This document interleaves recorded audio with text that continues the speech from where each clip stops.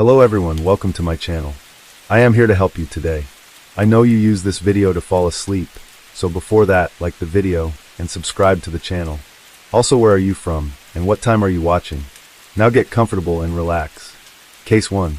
On August 17th, police in Los Angeles, United States received a call from a man named Peng. Speaking in a panicked tone, he reported that his girlfriend and son showed no signs of life. Upon receiving the report, the police quickly arrived at the location provided by Peng. There, they confirmed that both individuals were deceased and immediately called in the forensic team. While forensic personnel were examining the scene and some investigators were assessing the surroundings, an officer took Peng's statement on site. According to Peng, while at Kai Tak Airport in Hong Kong, he had called his girlfriend Ji in Los Angeles to inform her that he was flying to the United States to visit her. Peng shared that 5 months earlier, Ji had given birth to his child, so this time, he was traveling to the United States to visit both her and their son. During the phone call, Ji said she would bring their son to the airport to pick him up. However, when Peng arrived in Los Angeles, he saw no sign of his girlfriend. He waited for a while, but no one showed up, so he took a taxi to her apartment. Upon arriving at the apartment complex, Peng noticed Ji's red Honda parked in the garage, leading him to believe that she was and had simply forgotten to pick him up. Peng then went straight to his girlfriend's apartment, but the door was closed. He knocked for a while, but no one answered, so he went to the building management to request a key, claiming to be Ji's husband. However, the building management checked and found that Peng was not listed among Ji's emergency contacts, so they denied his request. As a result, he had no choice but to wait outside the apartment. By midnight, Ji had still not returned home. Peng pushed against the door and discovered that it was not locked, but merely shut. He quickly entered his girlfriend's home and was horrified to find her lying on the floor with visible injuries. At that moment, Ji was wearing a black and white polka dot dress. Without hesitation, Peng searched for their son, only to find him lying under a blanket. He immediately called the police. After gathering Peng's initial statement, the police continued investigating the scene. The forensic team also conducted examinations and confirmed that Ji and her son had passed away. In particular, upon examining Ji's condition, forensic experts assessed that the perpetrator likely harbored a deep grudge against her. Considering the estimated time of death for the two victims, flight records, and CCTV footage from Ji's apartment building, police determined that Peng did not have enough time to commit the crime. As a result, he was ruled out as a suspect. At the scene, police found no footprints, fingerprints, or sharp objects. This heightened the pressure on investigators, as the case was not a simple one but involved two nations, the United States and China. Wasting no time, based on the information provided by Peng, the police sought assistance from the Chinese embassy in the United States to contact Ji's family. Upon hearing the news of their daughter's murder, Ji's parents were utterly shocked. Moreover, they were also surprised to learn that their daughter had a son. When meeting Ji's parents, Peng stated that he would cover all funeral expenses for his girlfriend and son. However, what they truly wanted was for the police to bring the perpetrator to justice. Who was the perpetrator, and why did they show no mercy even to Ji's son? Investigators raised many suspicions and began by thoroughly looking into Ji herself. They were surprised by her relationship with Peng. Ji was born in October 1967 in Qingdao, Shandong Province. Her father was a construction engineer, and her mother was a doctor. She had an older sister and a younger sister. Coming from an educated family and raised well by her parents, Ji was cheerful, confident, and well-liked from a young age. She was also a diligent person. At the age of 18, Ji was admitted to the chemistry department of a prestigious university, demonstrating her intelligence and talent. Particularly, thanks to her outstanding academic achievements, Ji received scholarships every year. Additionally, she was 1.72 meters tall, had delicate facial features, and fair skin, earning her the title of a goddess of her school. Not only was she educated and beautiful, but Ji was also highly skilled in sports, especially volleyball. She even represented her university in various competitions. After graduating from university and passing several rigorous interviews, in 1985, Ji was hired to work at the renowned Weiquan Dynasty Hotel in Qingdao. There, Ji worked diligently, and her abilities were recognized by colleagues. She was quickly promoted to secretary for the general manager with a monthly salary exceeding 400 yuan. At the time, such a salary was considered high, equivalent to a programmer, earning 30,000 yuan per month today. Ji's parents were pleased, but they still felt that working in a hotel would not provide long-term stability for their daughter. However, Ji paid no heed and continued working there. Ji enjoyed her job at the hotel, as it gave her opportunities to meet and interact with influential people. Among them was a wealthy man from Taiwan, Peng. In her second year of employment, Ji met Peng, a Taiwanese millionaire. He was born in Tainan and was 24 years older than Ji at the time. Peng was the owner of Taiwan's largest electronic communication equipment company at the time. His business spanned over a dozen countries worldwide. In China, Peng's company also had branches in Qingdao, Shanghai, Guangzhou, Zhuhai, and many other locations. At that time, his company was valued at $200 million. During a business trip to Qingdao, where he was also staying at the Weiquan Dynasty Hotel, Peng met Ji. At the time, Ji was just a young woman in her early 20s, with a significant age gap, as well as stark differences in social status and background between them. However, Peng was unconcerned about these disparities and sought to get closer to the beautiful woman. He frequently found excuses to meet Ji, and over time, she developed feelings for the successful businessman. Sometime later, Ji left her job in Qingdao and moved to Shanghai. Peng hired her into his company as his assistant and secretary. Furthermore, Peng paid a high price to rent a luxurious apartment for Ji in Shanghai. Whenever they had free time, they would meet and spend time together. As their love deepened, even though they were not married, Ji gave birth to a son for Peng. She gave birth in the United States, yet their relationship remained unchanged. However, what shocked the police was that, upon investigation, they discovered that Ji was not Peng's girlfriend, but in fact his mistress. The man was already married. In particular, during their investigation into Peng's wife, the police uncovered surprising clues. What were they? Peng's wife was Lin. All assets, stocks, and everything else in the company were under both their names. More importantly, Peng's company had grown to such a vast scale thanks to the joint efforts of both him and his wife. They also had 2 sons who were studying abroad in the United States. During the investigation, the police discovered that Peng's wife was aware of her husband's relationship with Ji, and had even met his mistress before. One day, Lin noticed that their household phone bill had suddenly increased significantly over the past few months, especially after her husband's business trips to Shanghai. At first, Lin assumed these were work-related calls, but upon checking, she found that all the numbers her husband had dialed belonged to a single landline.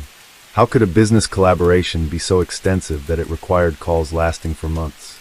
Sensing something was wrong, Lin decided to investigate further. Eventually, through revelations from Peng's employees and evidence gathered from his belongings, Lin discovered that her husband was having an affair. Previously, whenever Peng returned home, his clothes often had lipstick stains left by another woman. When Lin questioned him, he always made up various excuses to cover up the truth. Finally, when Lin presented the evidence, Peng confessed to his wife about what he had done. He also promised that he would no longer contact Ji. After that, Ji returned to Qingdao to work. Did Peng truly listen to his wife and stop contacting Ji? Of course not. The two resumed their communication not long afterward. Upon discovering that her husband was still in touch with his mistress, Lin was furious. She flew to Qingdao, went to Ji's workplace, and publicly berated her husband's lover. By that time, all of Ji's colleagues knew about her affair in Shanghai. Overwhelmed with shame, she decided to have a direct conversation with Peng. However, to Peng, Lin was not just his wife, but also his business partner. He admitted that he truly loved Ji, but could not leave his wife and children. After careful consideration, Peng decided to send Ji to the United States, so she could continue her studies and enjoy life there. Ji agreed and moved into Peng's villa in Los Angeles, which was jointly owned by him and his wife. However, sometime later, Lin called the phone and Ji answered. This enraged her as she realized that her husband's mistress was living in a property she legally co-owned. Lin immediately flew to the United States and threw away all of Ji's belongings from her wardrobe. A heated argument broke out between the two women, escalating into a physical confrontation. Amid the chaos, Peng appeared and tried to intervene. Peng's act of protecting his mistress made Lin even angrier. However, she declared that she never wanted to see Ji again. Although Lin and Ji had a tense relationship, there was no concrete evidence to suggest she was involved in the case. Therefore, the police continued searching for clues. Eventually, they received the forensic examination results. During the previous autopsy, forensic experts discovered a bite mark on G's arm and had collected a saliva sample from the wound. However, upon analysis, they confirmed that the saliva did not belong to G, ruling out the possibility that she had bitten herself due to itching or pain. Sometime later, when the police learned about G and Lin's past conflict, forensic experts compared the collected saliva sample with Lin's saliva, which Peng had helped them obtain. The results showed a perfect match. There was only one explanation for this. Lin had met G at the time of the incident.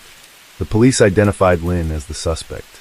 Notably, at the time of the crime, Lin was in the United States, residing in her private home, which was just over 4 kilometers away from G's residence. Based on the evidence and clues gathered, the police decided to take Lin's statement. However, they encountered another challenge. The crime took place in the United States, but both the victim and the suspect were Chinese nationals. How could authorities summon Lin?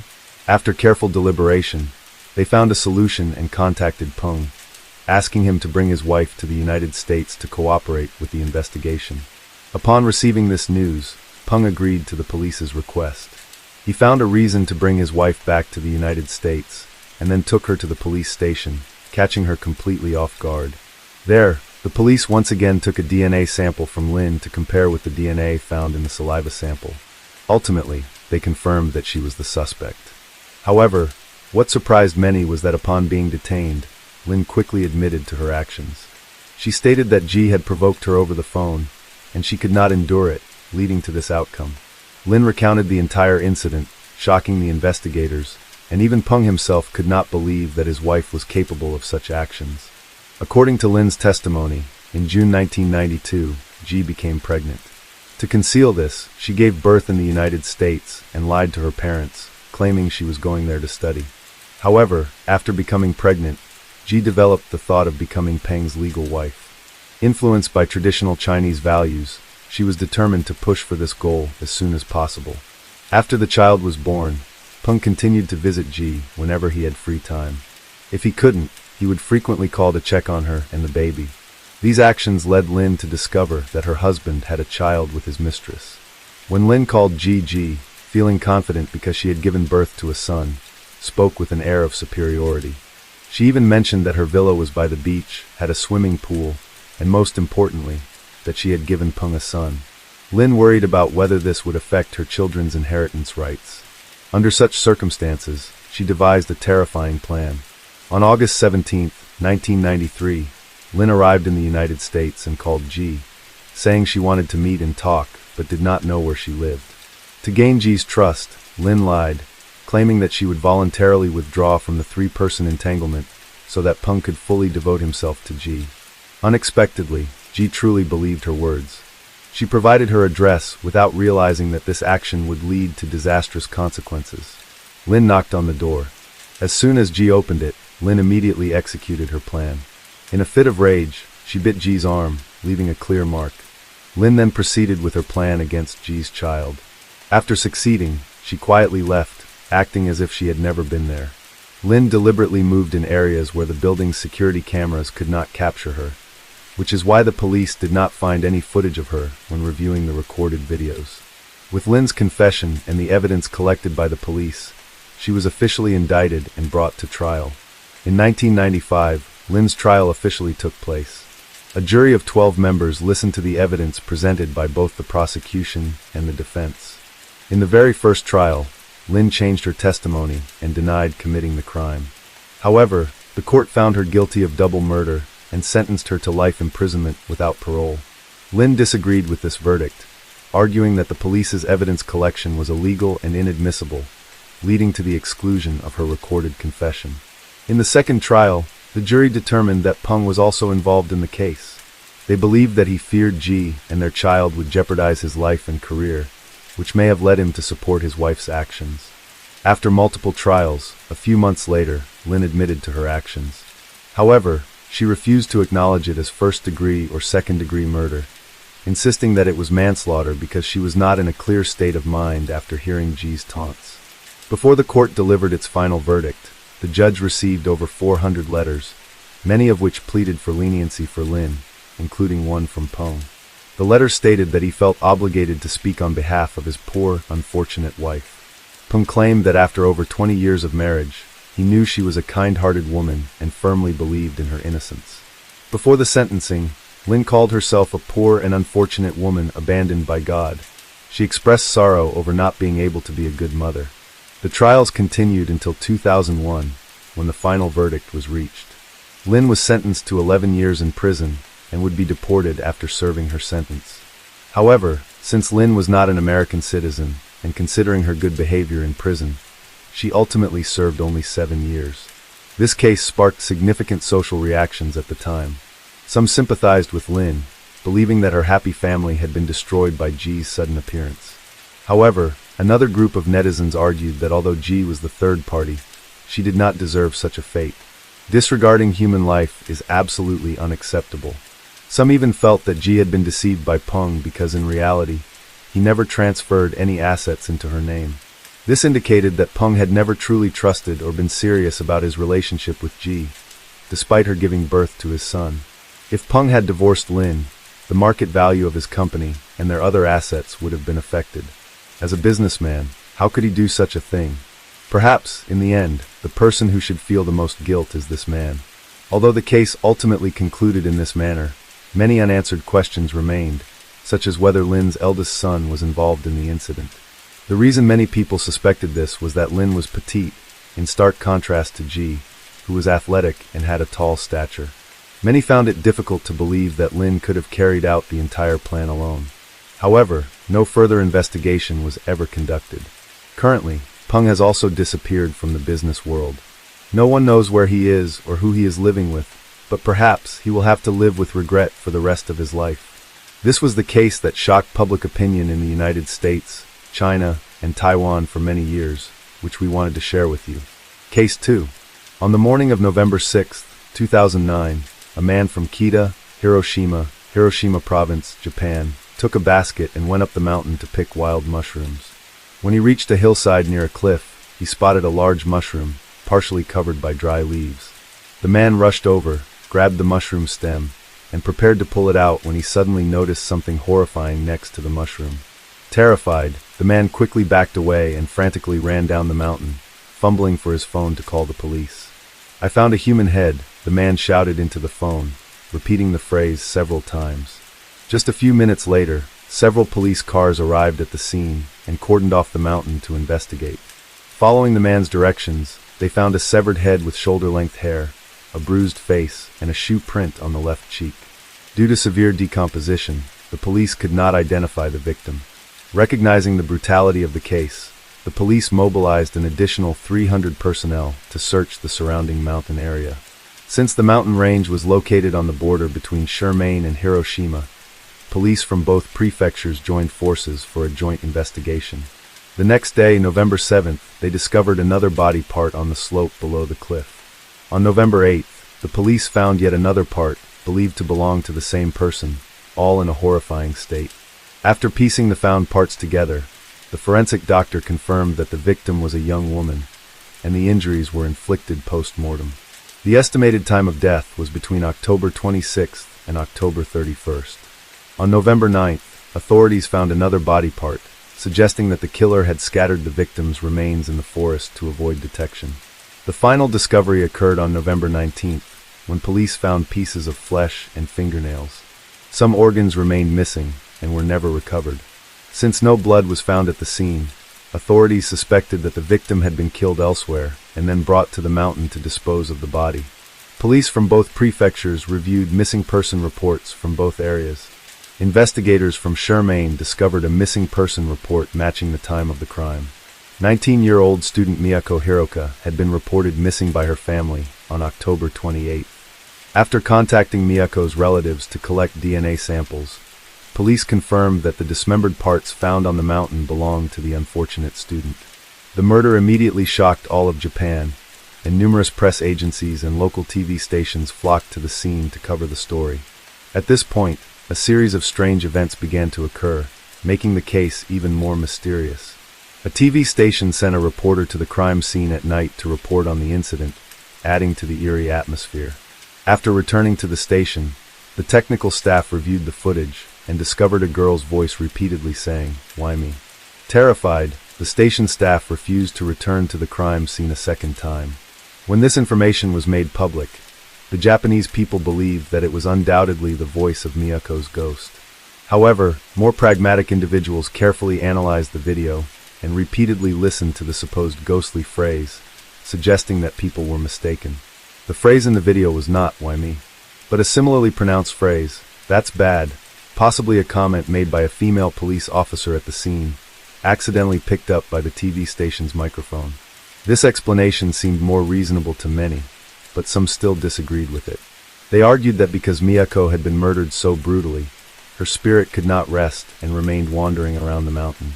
It seemed that the believers in the supernatural theory were right, as later in the case, another unexplained phenomenon occurred, which will be revealed at the end of the video. For now, let's continue to explore the reasons behind Miyako's disappearance and her personal life, as these revelations make the case even more intriguing. Miyako Hiroka was from Kagawa Province. At the time of the incident, she was a first-year student at Shermaine University. Friends described Miyako as a cute, cheerful, and hardworking girl who always achieved high grades in all subjects. She did not have a boyfriend and had no conflicts with her classmates. Since childhood, Miyako had dreamed of traveling the world, so when she learned about the opportunity to become an exchange student at the Russian Maritime University, she was thrilled. Being a thoughtful person, Miyako knew that studying abroad as an exchange student would undoubtedly cost her family extra money. To ease the financial burden on her parents, she decided to work part-time after classes to save up for tuition. Before long, she found a job at an ice cream shop about 2 kilometers over 1 mile away from the university, returning to campus after 9 p.m. when her shift ended. Usually, she could take the bus between the ice cream shop and the university, but to save money, Miyako chose to walk. She explained to a friend that the 1-mile distance wasn't too far and saw it as a way to stay fit. However, walking meant crossing a small deserted forest with no signs of life. On her way to the ice cream shop, it was still daytime, so nothing seemed scary.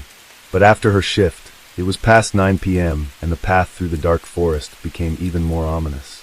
Fortunately, Miyako found another classmate who also worked part-time at a clothing store near the ice cream shop. Their work schedules nearly coincided, so they started walking together. Having a companion made her feel somewhat safer. However, those days didn't last long. Miyako's classmates soon found a new part-time job closer to the university, and no longer needed to walk through the dark forest. Thus, Miyako had to walk alone through the forest at night to return to her dorm. According to later accounts from her friends, Miyako Haruka once confided that she felt very scared whenever she had to cross that small forest after work. Although her friends advised her to take the bus back to campus, Miyako didn't listen, wanting to save more money.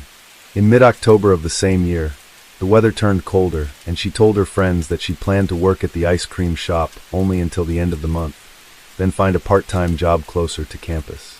However, tragedy struck before she could change jobs. At around 9 p.m. on October 26th, Miyako finished her shift at the ice cream shop as usual and left the store. According to the ice cream shop staff, when she left she was carrying a trash bag, saying she would dispose of it on her way back. The police later retrieved security camera footage and found that she did indeed enter the path leading into the forest with the trash bag, but she never came out. None of the cameras along the surrounding streets recorded any trace of her afterward. The first person to notice Miyako's disappearance was the ice cream shop owner. The next afternoon, on October 27th, the owner noticed that she did not show up for work as usual. Since the owner only had her parents' phone number, they called to ask why Miyako didn't come to work. As soon as her parents received the call, they felt something was wrong, because Miyako usually called them at least twice a day. Since the evening of the 26th, they hadn't heard from her, and when they tried calling back, they couldn't reach her. Assuming her phone had run out of battery, her parents didn't think much of it until they received the call from the ice cream shop owner. They immediately contacted the dormitory manager, who informed them that Miyako had not returned to her room since the evening of the 26th. Her friends assumed she might have gone home, so they didn't report her absence. Sensing something was seriously wrong, her parents traveled from Kagawa to Shermaine to investigate. After confirming that their daughter was missing and unreachable, they reported her disappearance to the police on October 28th. After receiving the missing person report, the police continued their investigation, but since they couldn't confirm that Miyako had been murdered, the progress was slow. It wasn't until the man discovered the horrifying scene on November 6th, 11 days after Miyako's disappearance, that her case turned into a shocking murder investigation. Determining that this was a high-priority case that needed to be solved immediately to avoid public panic, the police focused on the small forest where Miyako disappeared. It was highly likely that she was stalked and subdued by the perpetrator right in the forest, and then taken away by car. According to some students, a strange car had been seen near the university campus, with the driver frequently trying to approach female students. The police also checked security footage from her workplace and discovered a white Toyota parked near the employee entrance. The footage did not show anyone getting into the car, but a shopping center employee mentioned seeing a young woman getting into it. However, the witness could not clearly see the license plate or identify who was inside the car. Due to the darkness and the lack of additional surveillance cameras, the police could not determine which direction the car had gone. Based on the collected clues, the Scientific Investigation Unit of the police agency created a profile of the suspect. The place where the victim was found, Mount Garyu, was only 25 kilometers, nearly 15 miles from Hamada, and about a 50-minute drive. Since the white Toyota had been spotted at both the university and the shopping center, the police concluded that the perpetrator likely lived nearby and was familiar with Miyako's routine. Moreover, since Mount Garyu was a local tourist spot, it was likely that the perpetrator disposed of the victim's remains at night to avoid being seen. They speculated that the suspect probably lived alone and was between 20 and 40 years old, as handling the victim would have required significant physical strength. Despite sketching out these details, finding the perpetrator was not easy. The police checked all traffic cameras along the route and even used license plate recognition software, but found no results. After some time investigating, the police almost ruled out the possibility that the perpetrator was someone familiar. They concluded that this was likely a random crime targeting Miyako by a stranger. Therefore, an investigative team conducted interrogations with local hunters, surgeons, and the victim's lecturers. Customers of local video rental shops, especially those who bought horror movies, were also investigated. They also visited all meat shops to question recent customers who had purchased sharp knives. The police also searched abandoned houses near the crime scene for clues, but found nothing. As the case dragged on without being solved, causing severe impacts, local residents and students became extremely anxious, continuously urging the police to solve the case quickly. However, the police had no leads whatsoever and could only increase patrols and remind people to stay safe. Chimain University, where the victim studied, even issued a notice requiring students and lecturers not to walk alone at night. At the same time, the dormitory curfew was moved earlier from midnight to 10 p.m. However, as long as the perpetrator remained at large, the fear in everyone's hearts could not be dispelled. Meanwhile, mixed rumors began to spread, and the Miyako Haruka case gradually became fabricated into a terrifying legend. At this point, the pressure on the police grew increasingly intense, but despite their efforts, they were still unable to make any breakthroughs in the investigation. At the end of February 2010, the police began distributing flyers, posters, and information sheets, calling on the public to provide any information that could help the investigation. At the same time, the authorities offered a reward of 3 million yen, $20,000 for any clue leading to the suspect's arrest. By April 26, 2010, 11,000 flyers had been printed and distributed. Despite the influx of information, ultimately, all of it was confirmed to be worthless. As of September 2010, more than 60,000 investigators had participated in the case, and this number eventually soared to 310,000. However, even that was not enough. As the investigation remained at an impasse, the case remained unsolved, and not even the suspect's identity had been discovered. It was not until 2016 that the case made significant progress, by which time 7 years had already passed. In 2016, license plate recognition technology had advanced significantly, so the police decided to apply this technology to rescan old CCTV footage from the time the case occurred. They rescanned all license plates and reviewed those who had left Shermaine around the time of the incident. After some effort, the authorities discovered a white Toyota that had appeared near the forest. Records showed that this car traveled from Masuda to Hamada on October 26, 2009, and returned to Masuda on the 27th. The vehicle's travel time exactly matched the period when Miyako went missing and was later murdered. This was also the car that the victim's colleague had seen parked outside the shopping center. Upon investigation, the police found that the car's owner was Yashaharu Yano, 33 years old. The police immediately began looking into this man. Yashaharu was from Shimonoseki City, Yamaguchi Province. His family was well off. His father ran a rice shop, his mother owned a laundry, and Yashaharu also had a younger brother. Yashaharu had an excellent academic record and was considered a model child in the eyes of the neighbors. Classmates described Yashaharu as serious and quite reserved, and he also held a black belt in judo. Thanks to his outstanding athletic achievements at school, he was invited to join the Japan Self-Defense Forces, but Yashaharu declined to study engineering at a university in Fukuoka. He was also a drummer in a band, but the group disbanded due to internal conflicts. Yashaharu once confided to friends that he suffered from focal dystonia in his left hand, which ended his hopes of pursuing a music career. Feeling frustrated, he dropped out of university, despite his parents and teachers trying to convince him otherwise. In 2001, he attacked a stranger, but the woman managed to escape. Fearing arrest, Yashaharu fled to Tokyo and took up manual labor jobs to make a living. There, he remained obsessed with women and continued stalking potential victims.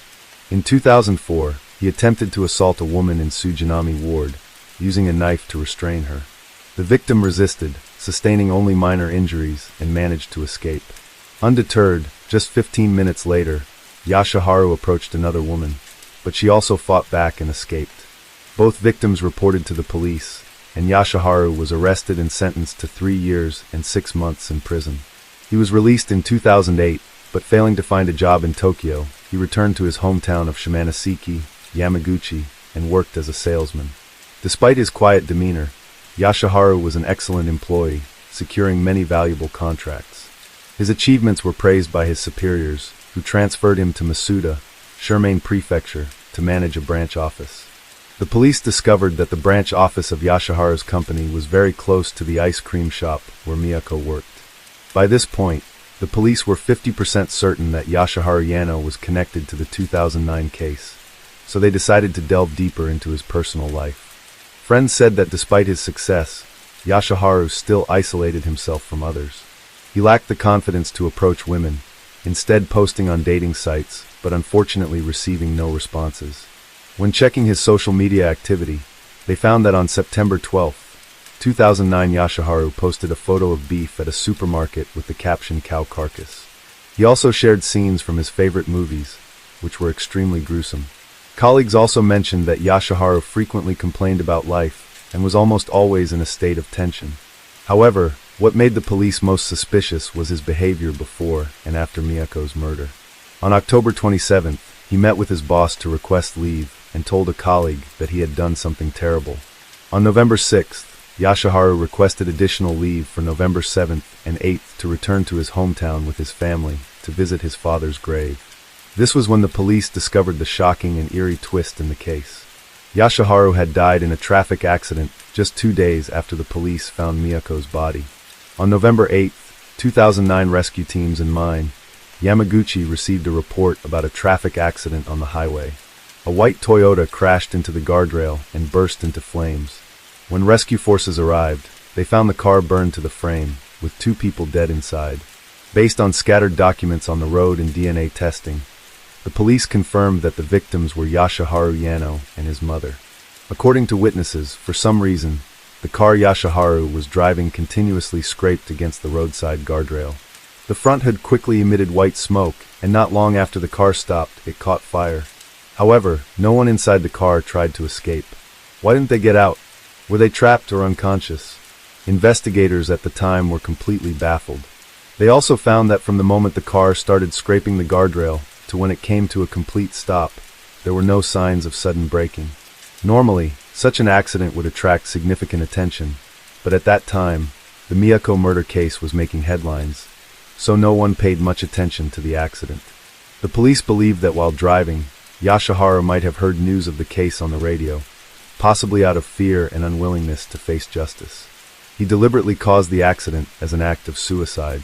It is also likely that he rendered his mother unconscious so she could not escape, then chose to die with her in the car. However, All of this was just police speculation. Although the police had identified the car owner as Yashaharu and gathered many clues suggesting he could be the suspect in Miyako's murder case, they wanted to be more certain. To that end, the police went to his hometown to investigate further. At that time, Yashaharu's younger brother was still living in the family's old house. When he learned the reason for the police visit, he handed over some of his brother's belongings, including a camera. Even though the camera was damaged by the fire and most of the photos had been deleted, the police managed to recover more than 57 images. These images ultimately dispelled any remaining doubts about Yashaharu's crime. He was indeed the perpetrator in Miyako's case. These horrifying photos, taken on October 27, 2009, documented the entire process of the victim being murdered. After confirming Yashaharu as the culprit, the police announced this to the public at the end of 2016. Miyako's family could finally close the case after 7 long years, but Yashaharu's younger brother faced a different reality. When Yashaharu's cruel actions were made public, his brother had to endure the pain of being ostracized and shunned by neighbors and public opinion. Moreover, his and his wife's business went bankrupt, forcing them to move elsewhere. Since the perpetrator had died, the police could only hypothesize about what had happened. They believed that Miyako was abducted by Yashaharu on her way home from work, taken to his house in Masuda, and murdered there. Afterward, he processed the victim's body and disposed of it in the Garia mountain area. Even though Yashaharu had been dead for 7 years, the police still submitted the case file to the prosecutor's office on December 20, 2016, seeking prosecution. However, on January 31, 2017, the prosecutor decided not to prosecute, officially closing the case. Nevertheless, the public announcement of the investigation's conclusion did not eliminate the lingering doubts among the public. People began to show deep interest in Yashaharu's accident. Many agreed with the police, believing that he might have deliberately caused the accident out of fear of his crime being exposed. However, some speculated that his accident might have had a spiritual aspect, possibly being revenge from Miyako's spirit. Regardless of the theories, Miyako's case serves as a cautionary reminder for young women not to walk alone at night in isolated areas. Case 3. The true crime case that took place in Peru, Indiana, USA. As the clock approached midnight on August 3rd, the phone rang at the 911 dispatch center. A panicked woman's voice said, "It's my husband. There's blood on him." The dispatcher tried to calm the woman down and asked for the necessary information. Soon, phones were ringing off the hook in law offices and law enforcement agencies across Peru. The victim was Mr. James Grund, 47 years old, also known as Jimmy, a prominent lawyer and former Miami County prosecutor. This information immediately shocked the entire city, as the victim came from a distinguished and powerful family. Police officers who had previously attended parties at James's spacious, well-kept home now arrived there to investigate a murder scene. At the scene, James had been fatally shot through his left eye. While authorities carried out their work, Susan Grund remained in shock over what had happened. She claimed it seemed like her husband had been attacked unexpectedly by a burglar. Evidence included a ransacked bedroom, with items from 2 suitcases scattered all over the place. Their wardrobe had been rummaged through, and jewelry kept in a drawer was missing. However, clues at the scene made investigators suspect that the burglary theory seemed unlikely. When the police arrived, James's body was found on the sofa in front of the coffee table in the bedroom. This was where he would often work and watch TV. The table was still cluttered with bills, checks, record slips, and the remote control. It appeared that the victim had been working with the papers spread out in front of him, and he was still clutching a tissue in his hand. It seemed as if the intruder surprised the victim rather than frightened him. But why would he react that way to a burglar? Moreover, why would the burglar stalk and kill James instead of stealing valuables from the house?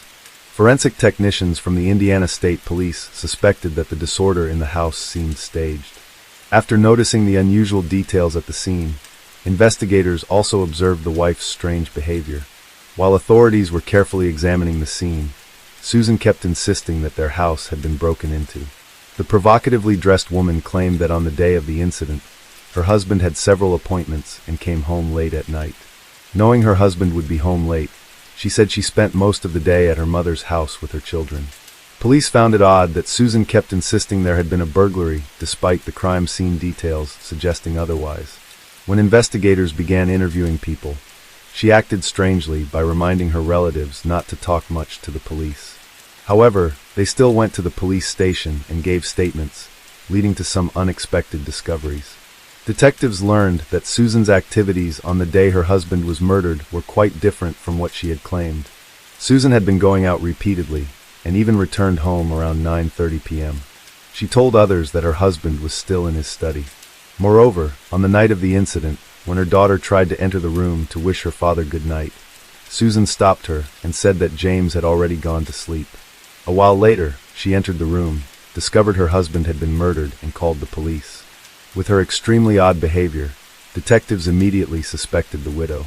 Investigating the victim's marital relationship, detectives received surprising testimonies from the lawyer's friends. One friend revealed that James had bitterly complained to him about his marriage. The couple frequently argued both at home and in public, not about Susan's affairs, but about her extravagant spending habits. Clothes, jewelry, lingerie, cars, all the expensive things Susan spent money on made James feel trapped with a wife who didn't love him. Worse yet, James had come to a serious conclusion that he was merely a tool for his wife. He realized that Susan didn't love him at all, but was only attracted to the Grund family's reputation and status. Feeling abandoned and unloved, James decided to take action. In mid-July, he met with a fellow lawyer in Peru, requesting to start divorce proceedings. However, he decided to wait until Susan and her 2 children returned from their long vacation in Alaska before officially filing. During that trip, James informed Susan of his decision. The family returned to the city on August 1st, and just 2 days later, James was murdered. From these clues, police decided to investigate Susan and uncovered shocking revelations about the woman. Susan Grund was born as Sue Ann Sanders in 1958 in a poor rural area. Since childhood, Sue Ann had wanted to escape her background, so she changed her name to Susan, a name that didn't sound as countrified as Sue Ann. As she grew older, Susan became a beautiful, charming young woman with a radiant smile and a slender figure. To men, Susan was the ideal type for one-night stands rather than a wife. At 17, Susan dropped out of school and moved to the central city of Kokomo, Indiana, 20 miles away. There, she met a local rock and roll musician named Ronnie Lovell and quickly started dating him. The two married just weeks after meeting in 1975. Despite being married, Susan had unusual sexual desires and was willing to have affairs with other men. This woman seemed unable to control her own urges. One of her lovers was Gary Campbell, a 24-year-old cowboy who made a living as a truck driver. When her husband found out, she quickly divorced him and moved in with her lover. The two married in 1979. A few months after the wedding, she gave birth to a son for Gary, and they named the boy Jacob. However, this second marriage quickly followed the same disastrous path as the first. She freely went to bars, sought out men for dates, and even slept with multiple partners at once. Whenever she felt the urge, she would immediately find any man to satisfy her needs, regardless of where she was. If her desires peaked, the woman was willing to drag a man to a parking lot or some secluded corner to have sex. Discovering that his wife hadn't abandoned her promiscuous ways and was prone to sudden outbursts of anger, Gary decided to divorce her. Most friends knew Susan was a sex addict who frequently slept with men to fulfill her cravings. This woman seemed unable to live without men, even for a minute. Not long after divorcing her second husband, Susan met Tom Whited, a former Army captain with a college degree. Tom's wife had passed away from cancer, leaving him and his son Tommy in a spacious, beautiful home gifted by his father-in-law. Knowing Tom was wealthy and backed by his late wife's father, who supported one of the city's most successful businesses, Susan was determined not to miss this opportunity. Seeing Tom's interest in Susan, his father-in-law warned him that his wife had only been gone for 6 months, and that Susan was a divorced woman with a complicated past. But nothing could stop the two from being together, and Susan gained custody of Jacob after divorcing her second husband. At just 24 years old, she had already been married 3 times and had a new surname, Susan Sanders Lovell Campbell Whited. Since both of their sons were 3 years old, Susan would tell new neighbors they were twins rather than explaining their complicated family dynamics. A few months after Tom Whited married Susan, his son Tommy was admitted to an Oklahoma City hospital with a skull fracture and brain swelling. Tearfully, she explained to her husband that Tommy had fallen and hit his head while he was away. But Tommy told a different story. When a nurse asked him what had happened, he candidly replied, "Mom hit me." In a place like Oklahoma City, in 1983, child abuse was still often considered a family matter rather than a criminal offense. As a result, the nurse didn't report it to the police. Instead, it was treated as a private family issue. Consequently, Tommy was returned to Susan's care after spending a few days in the hospital. However, from that point on, friends of Tommy's late mother began to suspect Susan had done something to turn the once cheerful, energetic boy into a timid, fearful child after his father remarried. Tommy also once told his late mother's best friend that Susan had hit him on the head. The boy also revealed that while Jacob was allowed to move freely around the house all day, Susan forced him to sit in front of the TV and exercise along with the Richard Simmons show.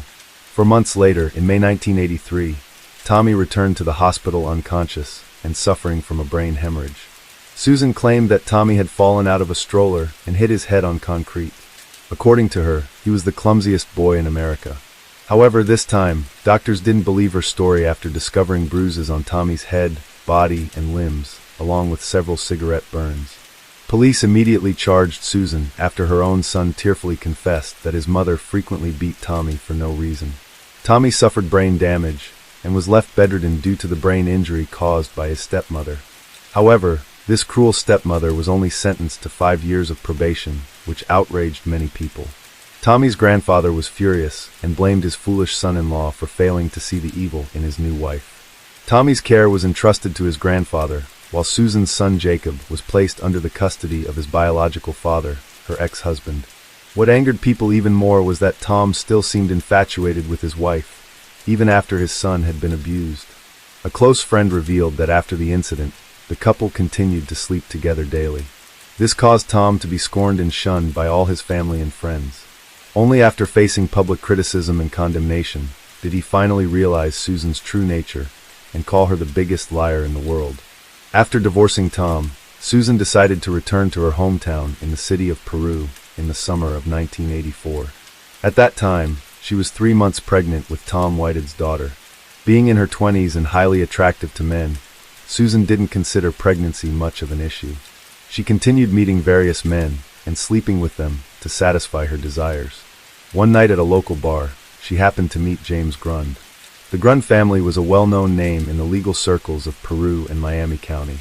For generations, members of the Grund family had held prominent positions in the local legal system. James Grund himself was destined to follow the family's path, having studied law at Indiana University. James served as the county's top prosecutor for 4 years, from 1978 to 1982, when his father retired. In addition to his illustrious career, he also owned a bar in the city. He held a pilot's license and enjoyed fishing with friends in his spare time. After divorcing his wife, James continued living with her, partly for the sake of their children and partly for financial reasons. James started dating Susan in the summer of 1984 after meeting her at the bar. He found her beautiful and charming, unaware that she was pregnant. Seeing that James was wealthy and well-known, Susan immediately seduced him and lured him into her web of romance. Moreover, she didn't want to raise her child alone while being penniless. A few months after they met, Susan gave birth to a daughter named Tenelle, and she also regained custody of Jacob from her second husband. The couple later moved to Florida and got married on a beach. At the time, James was overwhelmed with happiness, feeling fortunate to have married a young, attractive wife. In the summer of 1986, James, Susan, and her 2 children moved into a luxurious mansion in the city of Peru, purchased at an extravagant price. James even opened a large fashion boutique for Susan in the city center. Susan seemed to have everything she wanted, a wealthy, upper-class lifestyle, far removed from her impoverished childhood.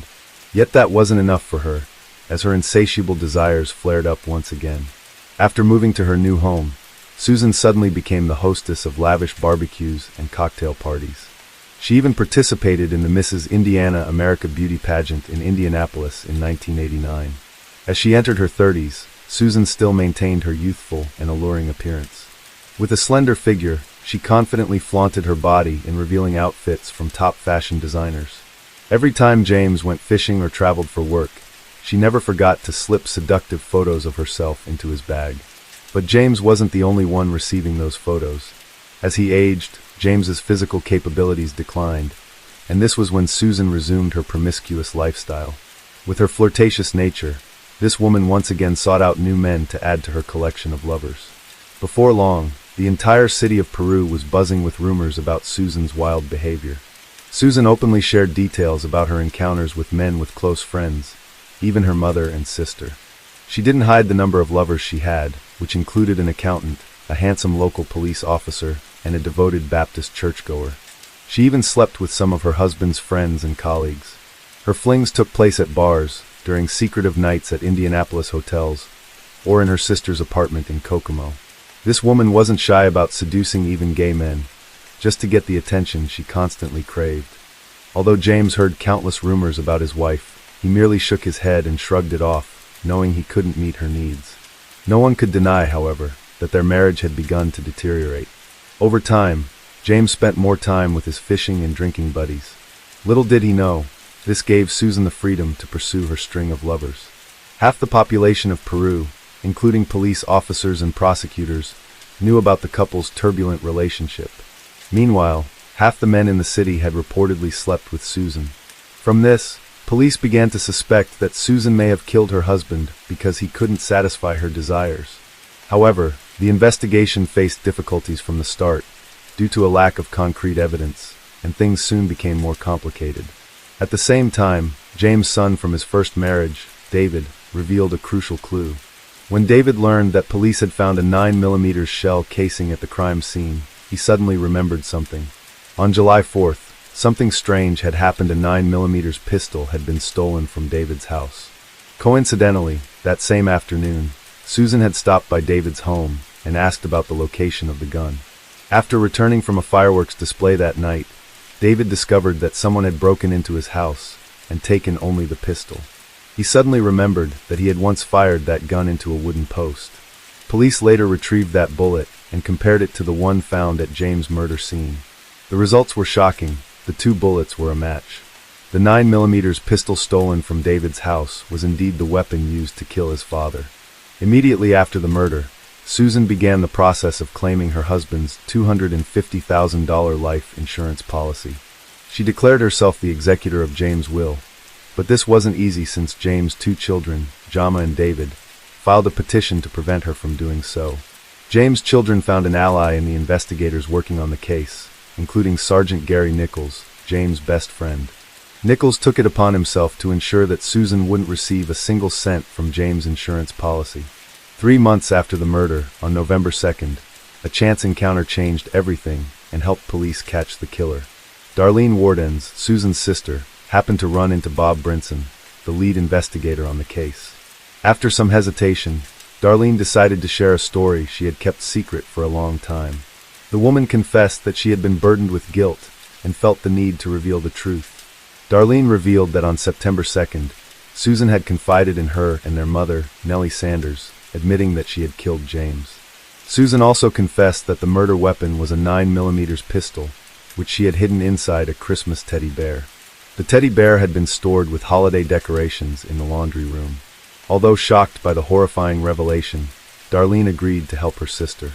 The three women took the gun, placed it at the bottom of a metal pot, and then poured cement over it, creating a heavy concrete block. This pot was then stored at a nephew's house within the family. With this tip from Susan's sister, police rushed to the nephew's house to retrieve the pot containing the murder weapon. However, when they arrived, the pot was missing. Despite lacking the murder weapon, police proceeded to arrest Susan on November 4th. While the investigation continued, prosecutors prepared the case for trial, scheduled for the fall of 1993. About 10 weeks before the trial, Susan's mother, Nellie Sanders, walked into the police station and turned herself in. She admitted that she had hidden the pot in her attic, fearing it would fall into police hands. Overcome with guilt and fearing she would be charged as an accomplice, she decided to confess everything. Authorities quickly recovered the murder weapon exactly where she had described, making the case against Susan much stronger. Susan's trial began on September 27, 1993, drawing the attention of the entire city of Peru. The case shocked the community as numerous family secrets were exposed, playing a crucial role in unraveling the truth. The most shocking moments in the trial came from the testimonies of both the victims and the defendants' family members. When explaining why she hid the gun, Susan gave conflicting and confusing statements. She claimed that upon returning home the night of the murder, she discovered that James had been killed and immediately called the police. Seeing the gun on the floor, she recognized it as her stepson David's pistol. Fearing that David might be involved in the incident, she claimed she hid the gun inside the teddy bear. When questioned further, Susan sobbed and tearfully claimed that she was worried about David because the two of them had been having an affair for 2 years. This testimony caused an uproar in the courtroom. When it was David's turn to take the witness stand, he expressed disgust and completely denied his stepmother's accusations. He angrily declared, "I never had an affair with that woman." The complex relationship between the stepmother and her stepson further intensified the tension in the courtroom. Other family members of Susan, including her mother Nellie and sister Darlene, also harshly criticized her. Darlene, with a face full of anger, firmly stated that her sister was a compulsive liar who distorted everything. After 15 hours of intense deliberation, the jury failed to reach a conclusion because 2 members believed Susan was not guilty. However, a second trial held in March 1994 changed the outcome. Prosecutor Siders, taking cues from interviews with jurors, adjusted his strategy. He summoned 5 new witnesses, all of whom knew Susan through the victim. Each witness delivered the same clear message: she was a pathological liar. However, Susan's defense attorney argued that her relationship with David should not have been exploited further, as no one could provide evidence that the two had an affair. Nevertheless, Prosecutor Siders' strategy prevailed. On March 23, 1994, the jury found Susan guilty of murdering her husband. 3 weeks later, she was sentenced to 60 years in prison for her calculated, cold-blooded actions. Despite her conviction, Susan continued to insist on her innocence. Susan's 2 children, Jacob and Tennelle, were placed in the care of James' sister, Jane, and her husband, Fred Allen. After serving 15 years at the Indiana Women's Prison, Susan turned 50 in 2008. The woman is eligible for parole in 2025 when she turns 67. However, many believe Susan's chances of parole may face obstacles due to her stepson. In 1997, David completed his law degree and began practicing family law in Peru alongside his grandfather. Having once been falsely accused by his stepmother of both having an affair with her and murdering his father, David is unlikely to let her gain her freedom easily. The story of the woman who slept with half the men in town, murdered her husband, and falsely accused her stepson has now come to an end. /video. Case 4. In early 2014, British police stumbled upon one of the darkest corners of the internet, a dark website called Scream. This wasn't just a gathering place for perverts. It was a den of evil where thousands of criminals exchanged vile and disturbing content involving children. Recognizing the severity of the situation, the UK's National Crime Agency immediately partnered with the FBI to track down the site's operators and core members. But this was no easy task. The perpetrators were highly skilled at hiding, using sophisticated encryption layers that made tracing their footprints nearly impossible. Until April 2015, among thousands of horrific posts on the forum, one username stood out: 666devil. He wasn't just an active member, but also a terrifying manipulator. He boldly used a profile picture of an innocent little girl, with a chilling caption, "This is my daughter." But what shocked the police even more was his next message: "I'm planning Hell Week. Suggest what I should do to her." He was plotting to torture a child, and the police had to act before it was too late. A race against time began. The NCA urgently attempted to identify the little girl in the photo by tracing the email account linked to 666devil. The first clue emerged when a user with the same profile picture had posted an ad on the Gumtree website seeking to buy a special doll. The police later confirmed that this account belonged to the mother of the girl in the photo. The mother revealed that after her post, a woman claiming to be named Liz contacted her, offering to send a free doll. But this woman had an unusual request. "I want to be sure the doll reaches your daughter. Could you send me a photo of her holding a sign that says, 'I love SB'?" The mother, suspecting nothing, took a photo of her daughter in pajamas, holding the sign, and sent it. But the mother had no idea that SB stood for Scream, a forum filled with explicit content. A few days later, Liz continued demanding more pictures of the little girl. At this point, the mother felt uneasy and immediately reported the matter to Gumtree. However, after an investigation, the police discovered that Liz was merely a fake name, her IP address completely masked, and all traces vanished without a trace. Recognizing the extreme danger of this organization, in August 2015, an international task force involving the UK, the US, Israel, and Slovenia was formed to track down and expose those behind this dark website. Yet despite 2 years of relentless pursuit, the criminals remained elusive, expertly concealing their identities. In March 2017, the first breakthrough emerged. Intelligence agencies discovered a suspicious name linked to an address in Birmingham, England, Matthew Falder. On June 21, 2017, the police raided Falder's home on Harborne Road. During the search, they found 2 computers in his bedroom, but the most horrifying discovery was yet to come. Upon decrypting the devices, the police were stunned by what they uncovered: 14,000 explicit images and 1,251 child videos. These pieces of evidence confirmed that Falder was not just a member, but one of the most ruthless leaders of Scream. However, the police faced an even greater shock when they uncovered the true identity of this monster in disguise. Matthew Falder was not just an ordinary criminal. He was a distinguished geophysics Doctor of Philosophy holder, a respected lecturer at Cambridge University, one of the most prestigious institutions in the UK. Matthew Falder was born on October 24, 1988, in Manchester, England, into a wealthy and influential family. His father, Stephen Falder, was the head of HMG Paints, the largest independent paint manufacturer in the United Kingdom. Raised in luxury, Falder had everything any child could ever wish for: a privileged upbringing, elite education, and a bright future without having to endure any hardships. From an early age, Falder displayed the traits of a prodigy. He studied at King's School, one of the most prestigious private schools in Macclesfield, reserved for the most outstanding students. Falder wasn't just smart, he was among the top performers, consistently achieving perfect scores in science subjects. Thanks to his exceptional academic achievements, he easily secured a place at Cambridge University, one of the most prestigious institutions in the UK, renowned for producing some of the world's greatest minds. At Cambridge, Falder quickly established himself as an outstanding student. One professor even described him as one of the best students I have ever taught. Not only was Falder academically gifted, but he also cultivated an image of a confident, humorous, and charming young man. He knew how to make an impression with witty stories. To his friends and professors, Matthew Falder appeared completely harmless, a man with the persona of a friendly, likable genius. On social media, Falder frequently posted about his interests in dinosaurs, baking, table tennis, and 3D printing. He shared selfies, crossword puzzles, and even asked seemingly innocent questions like, how do I upload high-quality videos online? But no one knew that this was merely the surface of a nightmare that was gradually unfolding. It was at Cambridge that Falder's twisted behavior first emerged. Falder secretly installed hidden cameras in the bathroom of his shared house, recording private moments of his female housemates without their knowledge. He discreetly observed, filmed, and kept those videos as his twisted trophies. But that wasn't enough. Falder wanted more.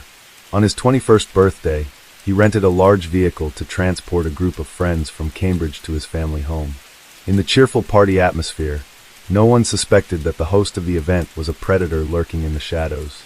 While everyone else was busy having fun, drinking, and dancing, Falder quietly crept into dark corners, secretly taking inappropriate photos of the girls he had invited. However, that was only the beginning. Secret filming or covert surveillance wasn't enough to satisfy the twisted mind inside him. Falder wanted more. He wanted control.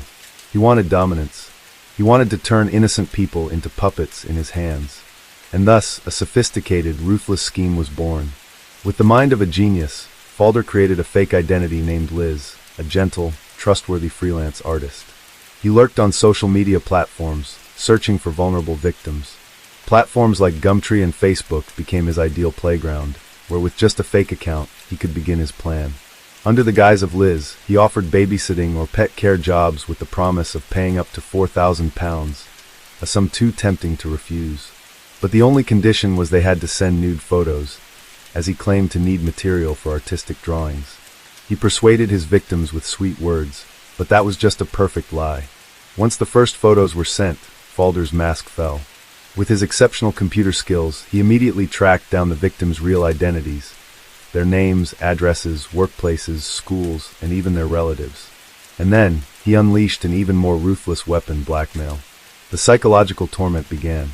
The innocent victims fell into a desperate spiral, forced to send more photos, more explicit, more degrading.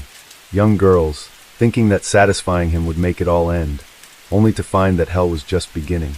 He pushed their humiliation to a new level, forcing them to take pictures holding signs that shamed themselves.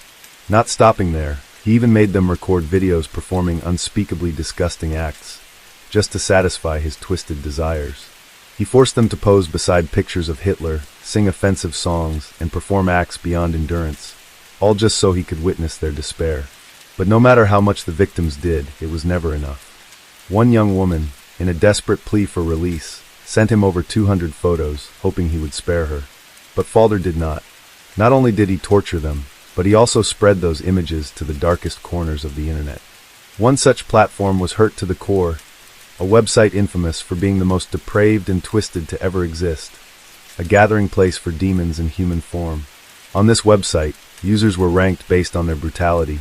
The more disgusting content they uploaded, the more power they gained. And Falder, with his massive archive of photos and videos he had collected, quickly rose to the top. He was no longer just a blackmailer, he was a king in that twisted world. He edited, altered, and added humiliating captions to his victims' photos. He turned them into public entertainment, allowing other perverts to laugh and satisfy their sick desires. One victim, desperate to escape his control, sent him up to 500 photos, hoping it would end the torment. But his cruelty knew no bounds. He threatened to send those images to her mother in her school, forcing her to live in constant, overwhelming fear. Even more terrifying, Falder took screenshots of their conversations and uploaded them to Hurt to the Core, where other sick individuals delighted in her suffering. More horrifyingly, Falder manipulated a young father into secretly filming sensitive videos of his daughter and sharing them on the dark web. He also shared instructional videos on how to abuse children in disgusting and sick ways that would haunt anyone who heard them. In subsequent posts, he wrote about blackmailing victims into committing depraved acts, forcing them to tie themselves to trees, lock the ropes, and throw away the keys as a sick joke. The most disgusting is the category called Fun Games, which contains a series of unimaginably sick posts. Here, Falder suggests sick games to torture victims in extremely horrifying ways. Falder became increasingly notorious for his posts, and he also immersed himself in this fame. Falder created at least 70 different online identities, using aliases such as In the Garden, Evil Mind, and 666 Devil, each a new tool in his dark scheme. Falder's arrogance had convinced him that he was invulnerable, that his elaborate cover and ability to hide his identity on the dark web meant that no one could trace him. But he had no idea that, from his very first posts, he had been on the radar of law enforcement. The UK's National Cybersecurity Agency, in collaboration with the FBI and law enforcement agencies from several countries, had been doggedly tracking this predator. These were not hasty or imprecise moves. They were a planned hunt, quietly but relentlessly, tightening the siege around Falder. In April 2017, an undercover investigation by the National Crime Agency identified Falder as the prime suspect. For 3 months, agents followed his every move, quietly unraveling the mystery he had tried so hard to hide. Finally, one morning in June, as Falder was working in his office at the University of Birmingham, the door burst open. Plainclothes police officers stormed in. He had no chance of escape. When the horrific charges against him were read out, Falder showed no fear. He laughed, exclaiming in a mocking tone, "That sounds like a charge sheet from hell." Falder was taken into an interrogation room. For 3 days and nights, he stubbornly kept silent, refusing to comment, only smirking whenever the police mentioned his victims. But then, during his second interrogation, he made a mistake. When questioned about the Evil Mind account, Falder nodded and admitted everything. The subsequent investigation revealed a horrifying truth. Falder had haunted at least 60 to 180 victims over nearly a decade. Senior investigating officer Matt Sutton, who has worked at the NCA for more than 30 years, had to admit, in my entire career, I have never seen an offender as terrifying. He also emphasized the unprecedented challenges that Falder's case presented, calling it one of the most complex investigations ever conducted. Regarding his motives, Sutton stated that Falder took pleasure in his cruelty. His main motivation was power and control. He wanted his victims to feel shame and humiliation. In addition to targeting victims on Gumtree, he also preyed on individuals through pro-anorexia websites. To achieve his goals, Falder posed as a teenage girl to obtain photos from 6 girls. Some victims reported that since their encounter with Falder, they had attempted to take their own lives multiple times. Others said they would never overcome what had happened and would always feel dirty, like damaged goods. Yet Falder showed no sympathy for his victims. When someone said they were ready to end it all, he coldly replied that those images would still circulate on the internet, adding, "So what good would that do you?" On October 16, 2017, Matthew Falder appeared in court. The atmosphere in the courtroom was suffocatingly tense. For 35 minutes, the prosecutor read out the long list of his crimes, a relentless indictment, each word exposing the true face of this monster in human form. The courtroom fell silent, but the man in the dock remained motionless. Falder showed no remorse. He just sat there, emotionless, as if he had never inflicted pain on anyone. Phil McKay, a BBC journalist with 25 years of experience covering trials, admitted that he had never witnessed a case as horrifying as Falder's. On February 17, 2018, the final verdict for Matthew Falder was announced. A landmark sentence, 32 years in prison, plus an additional 6 years on extended license. In the silent courtroom, the judge looked directly at him, unable to hide his disgust. "You are not merely an abuser. You are an internet murderer." No victim had died in the traditional sense, but what Falder had done had destroyed many lives. He had killed trust, killed peace, and killed the will to live in innocent people. For them, the pain endures, and it will never end. Will Kerr, the director of the National Crime Agency's Vulnerable Persons Team, issued a stern warning. Falder did not act alone. There are still many predators lurking on dark websites that we have yet to capture. His statement underscored a grim reality. While Falder's arrest was a victory, the fight against online exploitation was far from over. Organizations once associated with Matthew Falder swiftly distanced themselves from him after his horrific crimes came to light. The University of Cambridge expressed outrage and took the rare step of actively seeking to revoke his degree. The University of Birmingham, where Falder had pursued postdoctoral research, declared that they were deeply shocked and saddened by his criminal actions. Meanwhile, Gumtree, one of the platforms Falder had exploited, welcomed his sentence and reaffirmed their commitment to user safety and efforts to prevent similar abuses in the future. It seemed that this sentence had brought Falder's case to a close, but just months later, his 32-year sentence was reduced to 25 years after he successfully appealed. This decision immediately sparked public outrage. How could someone who had destroyed dozens of lives and spread terror for nearly a decade receive a reduced sentence? The debate ignited not only over the severity of the sentence, but also over the safety of the online space. Should the online platforms that Falder exploited be held accountable? Had they done enough to protect their users? Law enforcement agencies quickly called for stricter content control on the dark web, emphasizing that capturing someone like Falder was merely the tip of the iceberg. No one could know how many other predators were still lurking out there, waiting for the opportunity to target vulnerable individuals. Although Falder was imprisoned, the fight against criminals like him was far from over. Rhyme story. Don't forget to like, subscribe, and stay tuned for more gripping cases on our channel. Case 5. The haunting story began on Saturday afternoon, August 10th, when a horrifying incident occurred at the Easton City Cemetery in Pennsylvania, USA. Before that, residents living near the area began to notice a strange, foul odor emanating from an abandoned crypt within the cemetery grounds. This crypt had previously been used as a cold storage facility, where bodies were kept before burial. When news of the smell spread, an investigative team was quickly assembled to address the situation. The crypt was located at the foot of a steep hill, with gray, windowless stone walls. The main door of the crypt was the only entrance, and the rescue team had to put in considerable effort to unlock it. When the door was opened, a damp, dark space appeared, and inside, they found a severely decomposed body. The victim's body was discovered in an old, rotted coffin, deep within the crypt area. As soon as they approached the scene, investigators noticed many unusual signs, indicating that this was not a simple natural death or accident. The victim's entire body was covered with numerous severe wounds, stretching from the chest down to the limbs. Many of these wounds showed signs of being inflicted by sharp objects or from strong impacts. Particularly, the upper torso of the victim was covered with old newspapers that had yellowed over time. However, after comparing the publication dates and printed content, Forensic experts determined that these newspapers had been published years earlier and were entirely irrelevant in determining the time of death. Their use might have been solely for temporary concealment or to mislead the investigation. The detail that drew special attention from investigators was that the lower part of the victim's body had been completely stripped. This immediately raised serious suspicions that the victim might have been assaulted before death. From the traces left on the body and the arrangement of the scene, the special investigation team suspected that the victim was killed at another location and then brought here to be hidden. Hiding the victim in a coffin in the middle of the cemetery might have been a diversionary tactic, making others think it was just a regular grave.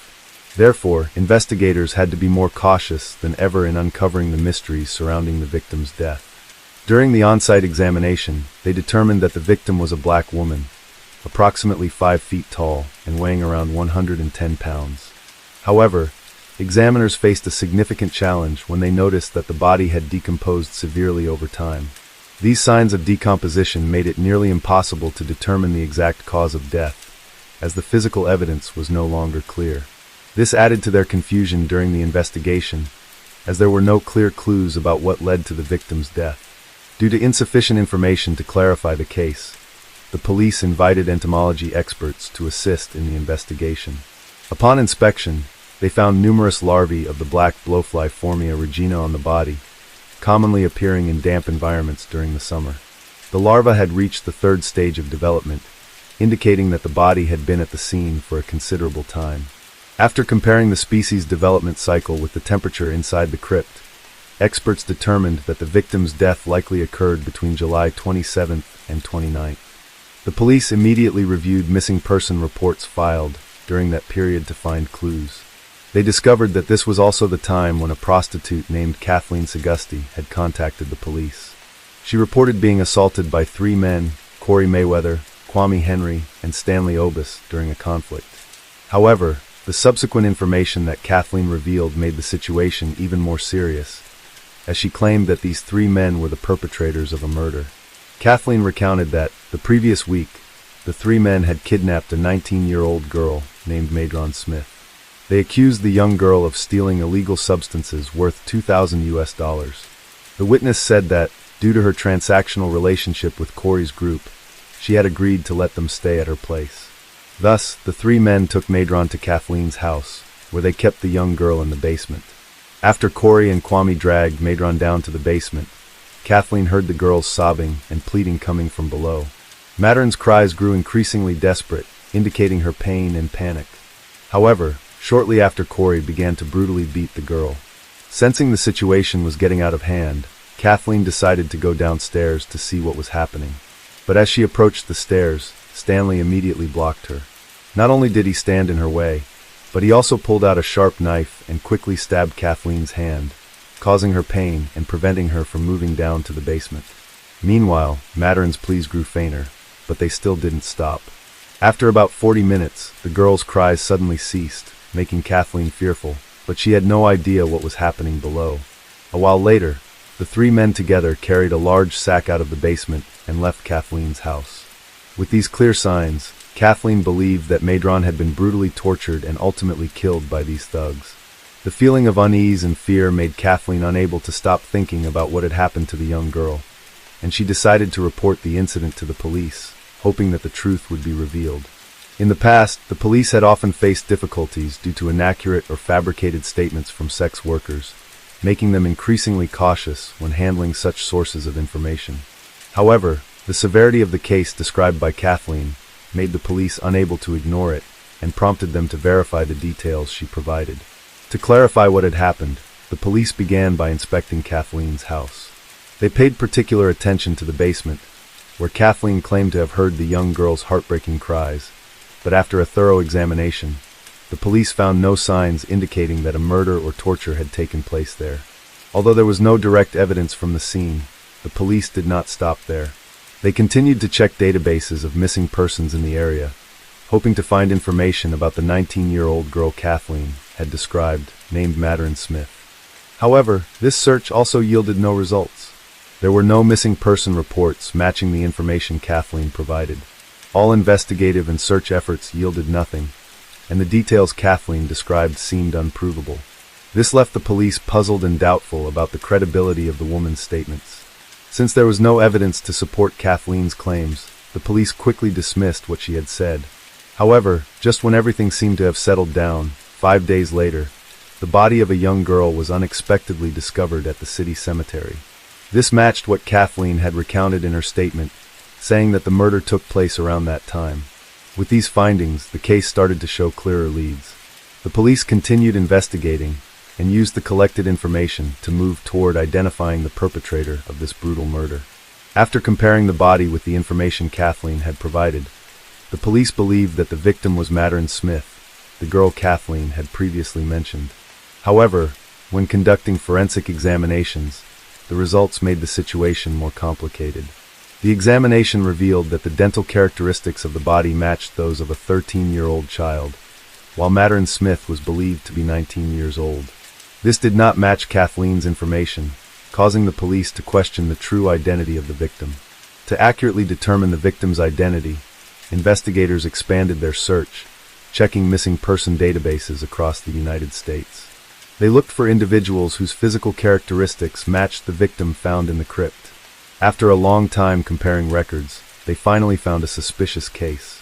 When comparing dental records from a missing girl with the victim's dental data, authorities recognized that the victim was Ruchiza.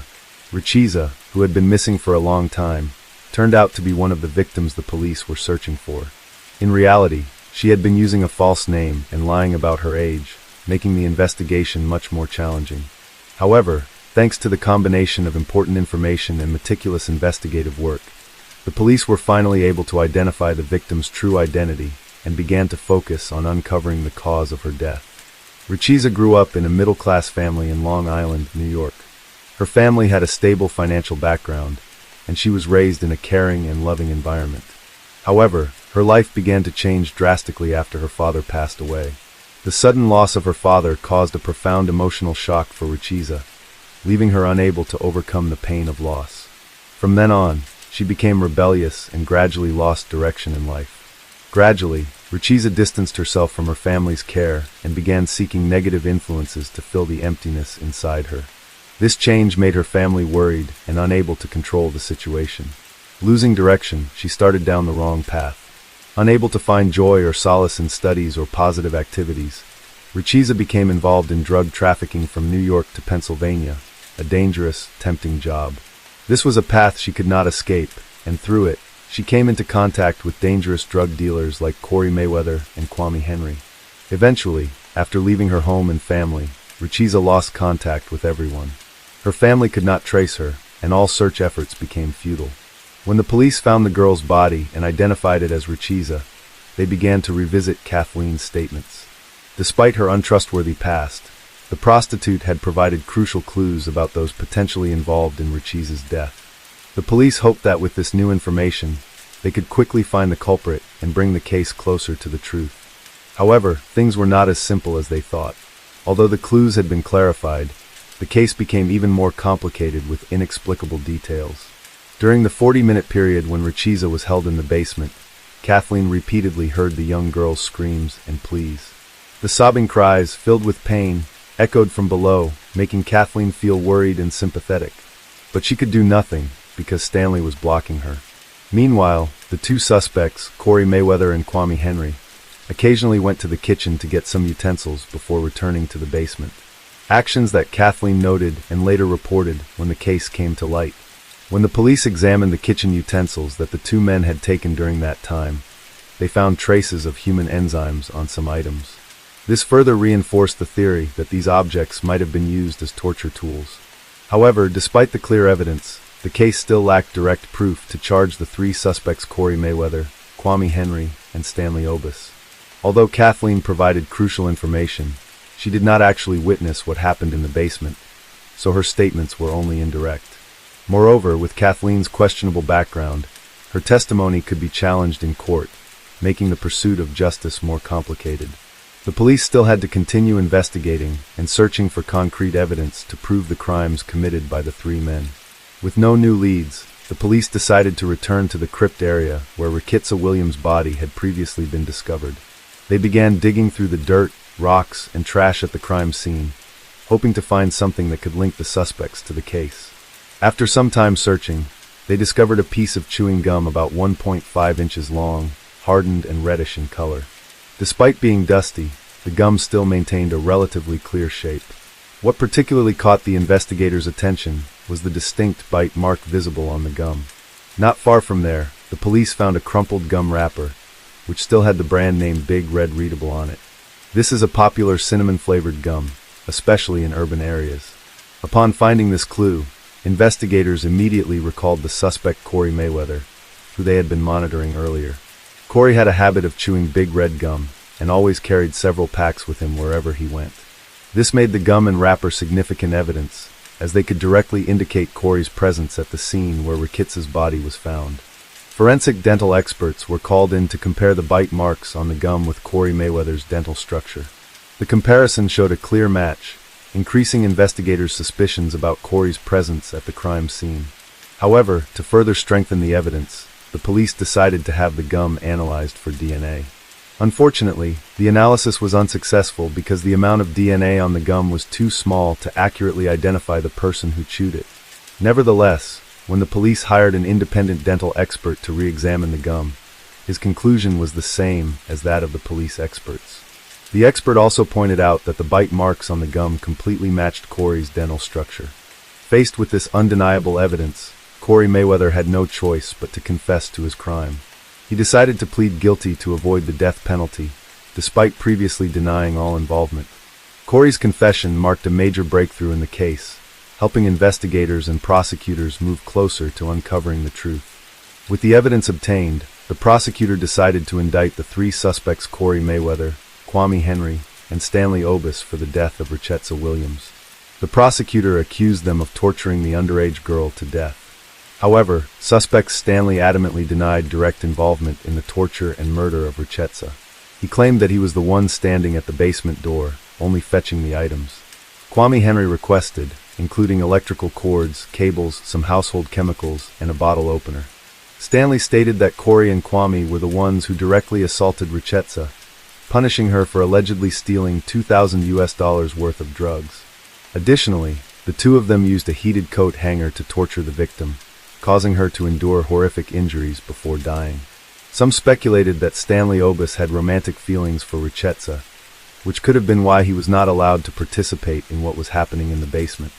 In October 1998, Corey Mayweather was sentenced to life imprisonment without parole for first-degree murder. Corey explained that it all started when they suspected Richetta Williams of stealing a large quantity of drugs. In a fit of rage, the group decided to punish her. On July 28, 1996, they took Richetta to Kathleen's house in Easton, Pennsylvania, where the horrifying torture began. After dragging her into the basement, Corey and Kwame used crude tools, including electrical cords, household chemicals, and a heated coat hanger, to brutally abuse Richetta. Stanley Obis, although not directly involved in the torture, stood outside and prevented Kathleen from intervening. Throughout the ordeal, Richetta screamed and pleaded for mercy, but her cries only made the three perpetrators more ruthless. After the brutal torture, they decided to end Richetta's life. With the victim exhausted and showing no signs of life, they decided not to leave any trace that could lead the law to them. They quickly placed Richetta's body in a large sack, tied it up, and moved it to a secluded cemetery outside the city center. It was one of the least frequented places, ideal for disposing of the body without being detected. When they brought the body to the cemetery, the group didn't stop there. They made another cruel decision without a hint of regret or fear. The criminals placed Richetta's body in an old, worn-out coffin, then left the scene after completing their crime. They thought they had successfully concealed their crime, but the frightening evidence, from the chewing gum to the traces in the crypt, helped the police gradually unravel the mystery. Corey Mayweather's confession after his arrest became the key for the police to continue investigating and convicting not only him, but also his accomplices, Kwame Henry and Stanley Obis. Although Stanley Obis did not directly cause Richetta's death, he still played a significant role in the crime by participating in the abduction and transporting the victim's body to the hiding place. The judge acknowledged that Obis's actions still contributed to the series of brutal crimes committed by the group. The pain and suffering endured by the victim during the kidnapping and the haunting death in the crypt further highlighted the ruthlessness of the perpetrators. Therefore, even though he did not directly commit the murder, Obus was still convicted and held accountable for participating in this crime. A few years later, in 1999, Kwame Henry, one of the suspects in the case, was finally arrested while hiding in Trinidad and Tobago, a country in the southern Caribbean. The police received information from reliable sources and conducted a manhunt. After being arrested, Kwame Henry was extradited to the United States to face trial. In court, he was under strict supervision and subjected to rigorous legal proceedings. His crimes had sparked public outrage and sorrow.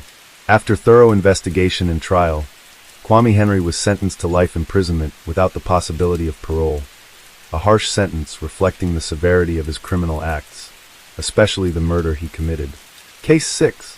On the afternoon of June 4, 2008, in a quiet suburb of Mesa, Arizona, 30-year-old Travis Alexander stepped into the shower of his home, unaware that it would be the last thing he ever did. Just minutes earlier, he had been laughing, posing for photos, completely at ease.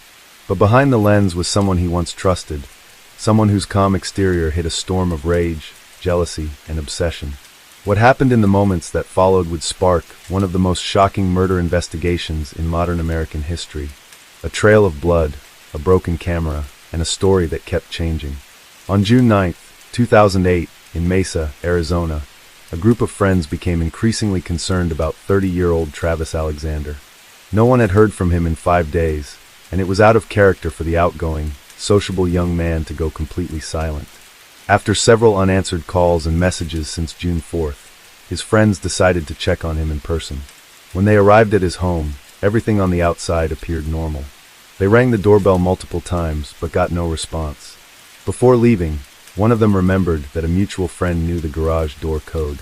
After explaining the situation, that friend agreed to come by and help. As soon as they entered through the garage, a foul smell hit them. At first, they thought it could be from Travis' dog, who greeted them upon entry. But as they made their way upstairs, the odor intensified. Something was very wrong. They knocked on the door to Travis' room, but there was no answer. In the adjacent room lived one of Travis' housemates, Zach Billings. When they knocked on his door, he emerged surprised. Zach hadn't seen Travis in a week and believed he was away on a trip to Cancun with a woman he had recently been dating. Zach had a spare key to Travis' bedroom and opened the door. Inside, they found a large pool of blood soaking into the carpet, leading to the bathroom. There, in the shower, they discovered Travis' body, curled in the fetal position. He had suffered 29 stab wounds, a deep slash across his throat that severed his carotid artery, jugular vein, and trachea, and a gunshot wound above his left eyebrow. His fingers and toes had darkened from livor mortis, indicating he had been dead for several days. They immediately called 911. During the call, they mentioned that Travis had an ex-girlfriend, Jodi Arias, who had shown troubling behavior in the past.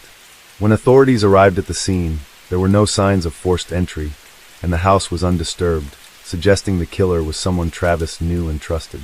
Blood spatter lined the hallway and bathroom walls. A bloody left-hand palm print was found on the wall, and the bathroom sink was streaked with blood. Clumps of long, dark hair, clearly from a woman, were found in the shower and on the floor. Police also discovered a digital camera inside the washing machine, soaked and seemingly destroyed. Forensic technicians were able to recover several images from its memory card. The photos, taken on June 4th, showed Travis and Jodi Arias in intimate poses. The final image, time-stamped at 5:29 p.m., captured Travis alive in the shower, followed by accidental shots believed to have been taken moments after the attack began. Investigators interviewed everyone close to Travis, including his roommates. They admitted noticing a strange smell, but dismissed it as dirty dishes or trash. DNA samples were collected from all who had contact with the victim. Soon, Jodi Arias' name came up repeatedly. Travis had ended their relationship months earlier, citing her obsessive and controlling behavior. She had slashed his tires and constantly checked his phone. While police prepared to contact her, Jodi herself unexpectedly reached out to authorities. She claimed to be devastated and offered to help, stating the last time she saw Travis was in April. Born July 9, 1980, in Salinas, California, Jodi Arias was the daughter of William and Sandy Arias. She had 3 siblings and grew up in what appeared to be a calm household. However, Jodi later alleged she was physically abused by her parents starting at age 7. From a young age, She had a deep interest in photography and pursued it throughout her teenage years. In the fall of 2001, Jodi Arias began working as a waitress at a restaurant in Carmel, California. 2 years later, in 2003, she started dating the manager, Daryl Brewer, who was nearly twice her age. Jodi was 21 and Daryl was 40. Their relationship started off strong. Jodi was affectionate and dependable, and the two shared a deep connection filled with passion and stability. By May 2005, they bought a home together in Palm Desert, California, agreeing to split the mortgage. In early 2006, Jodi took a new job with Prepaid Legal Services, a company offering affordable legal help and organizing seminars. Just 1 month into the role, she became interested in the Mormon faith and started attending church. Her newfound religious commitment quickly created tension in her relationship with Daryl. She told him she no longer wanted to be physically intimate, stating she wished to save herself for marriage as her church teachings encouraged. Despite this declaration, she soon underwent breast augmentation surgery and abruptly ended the relationship. In September 2006, Jodi met 29-year-old Travis Alexander at a company conference in Las Vegas, Nevada. The attraction was instant. Travis, a successful motivational speaker, had grown up in a chaotic environment. The son of drug-addicted parents, he was one of 8 siblings. After his parents divorced, he was raised by his paternal grandmother, a devout Mormon, and he adopted the church's teachings as his own. Despite facing immense adversity throughout his childhood and teenage years, Travis used his story to inspire others. He worked hard to build a stable life and become a symbol of personal growth. After the conference, Travis and Jodi exchanged numbers, though he lived in Arizona and she in California. Just a week later, they met again, and that night, they became physically intimate. What followed was a period of constant communication, texts, calls, emails, and daily contact. On November 26, 2006, Jodi was baptized into the Mormon Church, hoping to become more compatible with Travis. 3 months later, they made their relationship official, and Jodi relocated to Mesa, Arizona to be closer to him. But soon after, things took a dark turn. Jodi discovered messages from another woman on Travis' phone and accused him of being unfaithful. Her behavior shifted dramatically. She became increasingly jealous, possessive, and emotionally unstable. She frequently checked his phone, questioned his whereabouts, and lashed out in anger. Travis, once optimistic about the relationship, began to feel trapped. He confided in friends that Jodi was pulling him away from his faith, and that he was beginning to question whether she was the kind of person he wanted in his life. The relationship officially ended in June 2007 after just 4 months. However, they continued having secret sexual encounters, often traveling together for business events. Jodi believed they still had a future. Travis, meanwhile, began dating other women. He suspected Jodi had vandalized his car, slashing his tires on 2 occasions, and that she had sent anonymous threatening emails to both him and his new partner. Friends recalled him saying that she had once broken into his house by crawling through the doggy door. Despite these red flags, their physical relationship continued. They exchanged intimate photographs, and Jodi remained fixated on him. By mid-2008, Travis had told friends that Jodi had hacked into his social media accounts and accessed his bank information. He said he felt haunted by her and didn't know how to break free. Their final break came when Travis invited another woman, Mimi Hall, to accompany him to a planned trip to Cancun on June 15, 2008. He had initially intended to go with Jodi, but changed his plans at the last minute.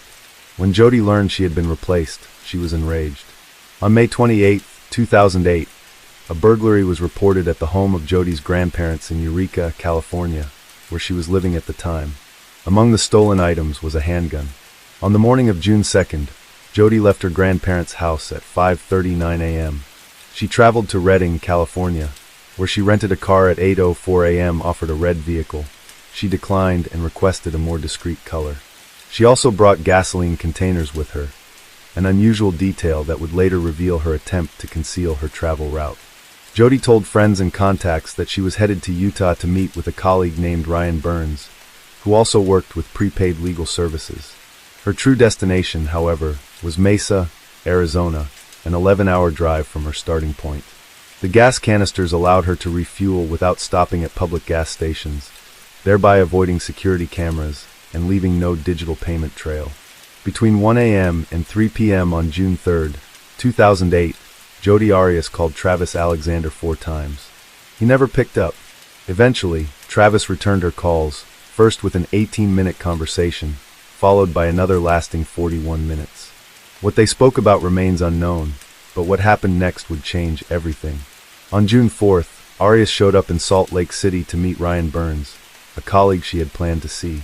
Burns immediately noticed something was off. Jodi's signature, long blonde hair, was dyed a darker shade, and her hands were marked with cuts. When asked about the injuries, she casually explained they were from a broken glass at work. Aside from her altered appearance, she seemed cheerful, even more upbeat than usual. That same day, Travis failed to show up for a scheduled conference call. His absence raised concern among friends, especially since he was usually punctual and professional. Days passed without any word from him. Then, on June 9th, his body was discovered in his Mesa, Arizona home in a gruesome scene that left his friends and the community in shock. On June 17th, Jodi voluntarily gave her DNA and fingerprints to investigators. At that time, she wasn't seen as a primary suspect. Her cooperation and calm demeanor didn't match the erratic, possessive woman Travis's friends had described, but that changed 2 days later. Forensic technicians managed to retrieve deleted images from Travis's damaged digital camera. The photos, dated June 4th, showed Jodi and Travis in intimate poses. The final images, taken just before his death, captured Travis in the shower, alive. One of the last shots showed his bloodied body on the bathroom floor, and another appeared to show Jodi's foot. When police contacted Jodi again, she denied ever being in Mesa. She claimed she had been in Salt Lake City at the time of the murder, and that Ryan Burns could confirm it. Burns did back up her alibi, except for noting the odd hair color and the cuts on her hands. Lab results soon revealed something much more damning. A bloody palm print at the crime scene contained DNA from both Jodi and Travis. By July 15, 2008, investigators had enough evidence to bring her in for formal questioning. Detective Esteban Flores led the interrogation. He challenged her timeline, pointing out that her trip from California to Utah had an unexplained 18-hour gap. Cell phone records showed her device had been turned off for a long period, likely to avoid leaving a digital trail. Even when confronted with the forensic evidence, blood, fingerprints, and photographs, Jodi denied everything. She insisted the images had been altered, and that she had no knowledge of what happened. Then she broke into tears. What followed stunned everyone watching the surveillance footage.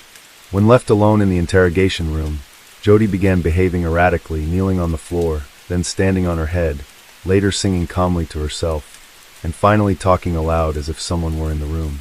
When informed she would be photographed for booking, she even asked if she could apply makeup and smiled, asking, "How do I look?" before the camera flashed. In the days that followed, her story changed. First, she admitted she had been with Travis the night of his death. But now she introduced a new tale. 2 masked intruders, one male, one female, had broken into the house, murdered Travis, and let her live after threatening to kill her family if she spoke out. She claimed to have hidden in a closet during the attack and fled after the killers left. Still, her tears and trembling voice couldn't mask the inconsistencies in her story. Eventually, Jodi shifted her narrative once again. This time, she confessed to killing Travis, but claimed it was an act of self-defense. She alleged he had attacked her in a fit of rage, and she fought back. She couldn't recall the details, she said, only that she found herself driving later with blood on her hands and no clear memory of what had occurred. After committing the murder of Travis Alexander, Jodi Arias fled across the desert. Along the way, she stopped her vehicle, changed clothes, and discarded the blood-stained garments in a dumpster. Then she continued driving toward her destination. Not long after, she appeared in front of the media, confidently proclaiming her innocence. She told reporters that the evidence would exonerate her and that no jury would ever convict her because, as she stated, she was not guilty. Despite carefully crafting her alibi, meticulously planning the route, and attempting to erase any trace of her presence, the reality was far more damning than she anticipated. As investigators reconstructed the events of June 4th, a chilling sequence emerged. That afternoon, Jodi and Travis had been intimate, as they had many times before, and took several photos together. Afterward, Travis stepped into the shower. As he did, Jodi retrieved a knife she had hidden beneath her clothes. Under the pretense of continuing the photo session, she entered the bathroom. In the final image, Travis is seen sitting in the shower, moments before the first stab. She attacked him with brutal force. Defensive wounds on his hands showed he tried to fight back. Bleeding heavily, he stumbled out of the shower and reached the sink. There, he coughed up blood, staining the counter. He tried to call for help, but couldn't. As he attempted to escape down the hallway, Jody followed and stabbed him repeatedly in the back. She eventually pulled his head back and slit his throat, leaving a massive pool of blood on the carpet, later discovered by his friends. In an attempt to drag his body back to the bathroom, Jody pressed a bloody hand against the wall for support. A crucial piece of evidence, a palm print containing both her and Travis' DNA. During the struggle, the camera they'd used earlier fell and accidentally snapped a blurry image of Jody's foot next to Travis' blood-soaked body. After seeing him convulsing from the trauma, she fired a final shot into his forehead. The entire attack took roughly 2 minutes and 34 seconds. Jodi Arias' trial began on January 2, 2013. Her defense claimed self-defense. She admitted to killing Travis, but alleged that he had attacked her after she dropped his camera. According to her, he became enraged, struck her, and broke her finger. In fear, she said, she ran to his closet, grabbed a gun she claimed belonged to him, and fired in desperation. When he kept coming, she claimed she stabbed him, but had no memory of how or when. Prosecutors argued otherwise. The evidence, they said, pointed to a premeditated and calculated murder. Witness testimony confirmed she had borrowed gas canisters from her ex-boyfriend Daryl Brewer, suggesting she intended to make a long drive without stopping, thereby avoiding security cameras and receipts. Audio recordings and explicit messages revealed a complicated and toxic sexual relationship between Travis and Jodi. While she painted herself as a victim of verbal and physical abuse, prosecutors highlighted her obsessive behavior and history of manipulation. At one point, she even accused Travis of being a pedophile, an unsubstantiated claim that further muddied the emotional tone of the trial.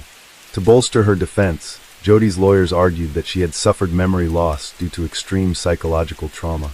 A clinical psychologist testified that Arias may have experienced an acute stress response, triggering a fight-or-flight reaction that disrupted her ability to form memories. He suggested she exhibited symptoms of anxiety stemming from long-term trauma. However, the prosecution psychologist provided a contrasting diagnosis: borderline personality disorder.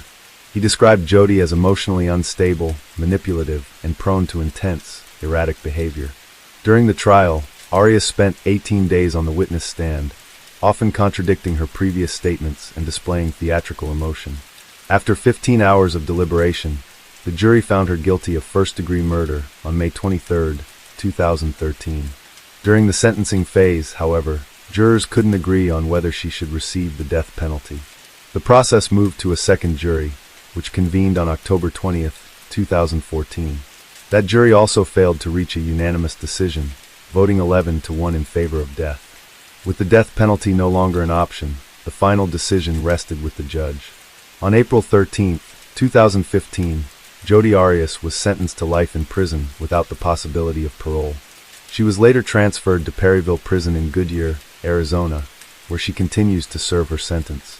Since her incarceration, she has been moved multiple times within the Arizona prison system.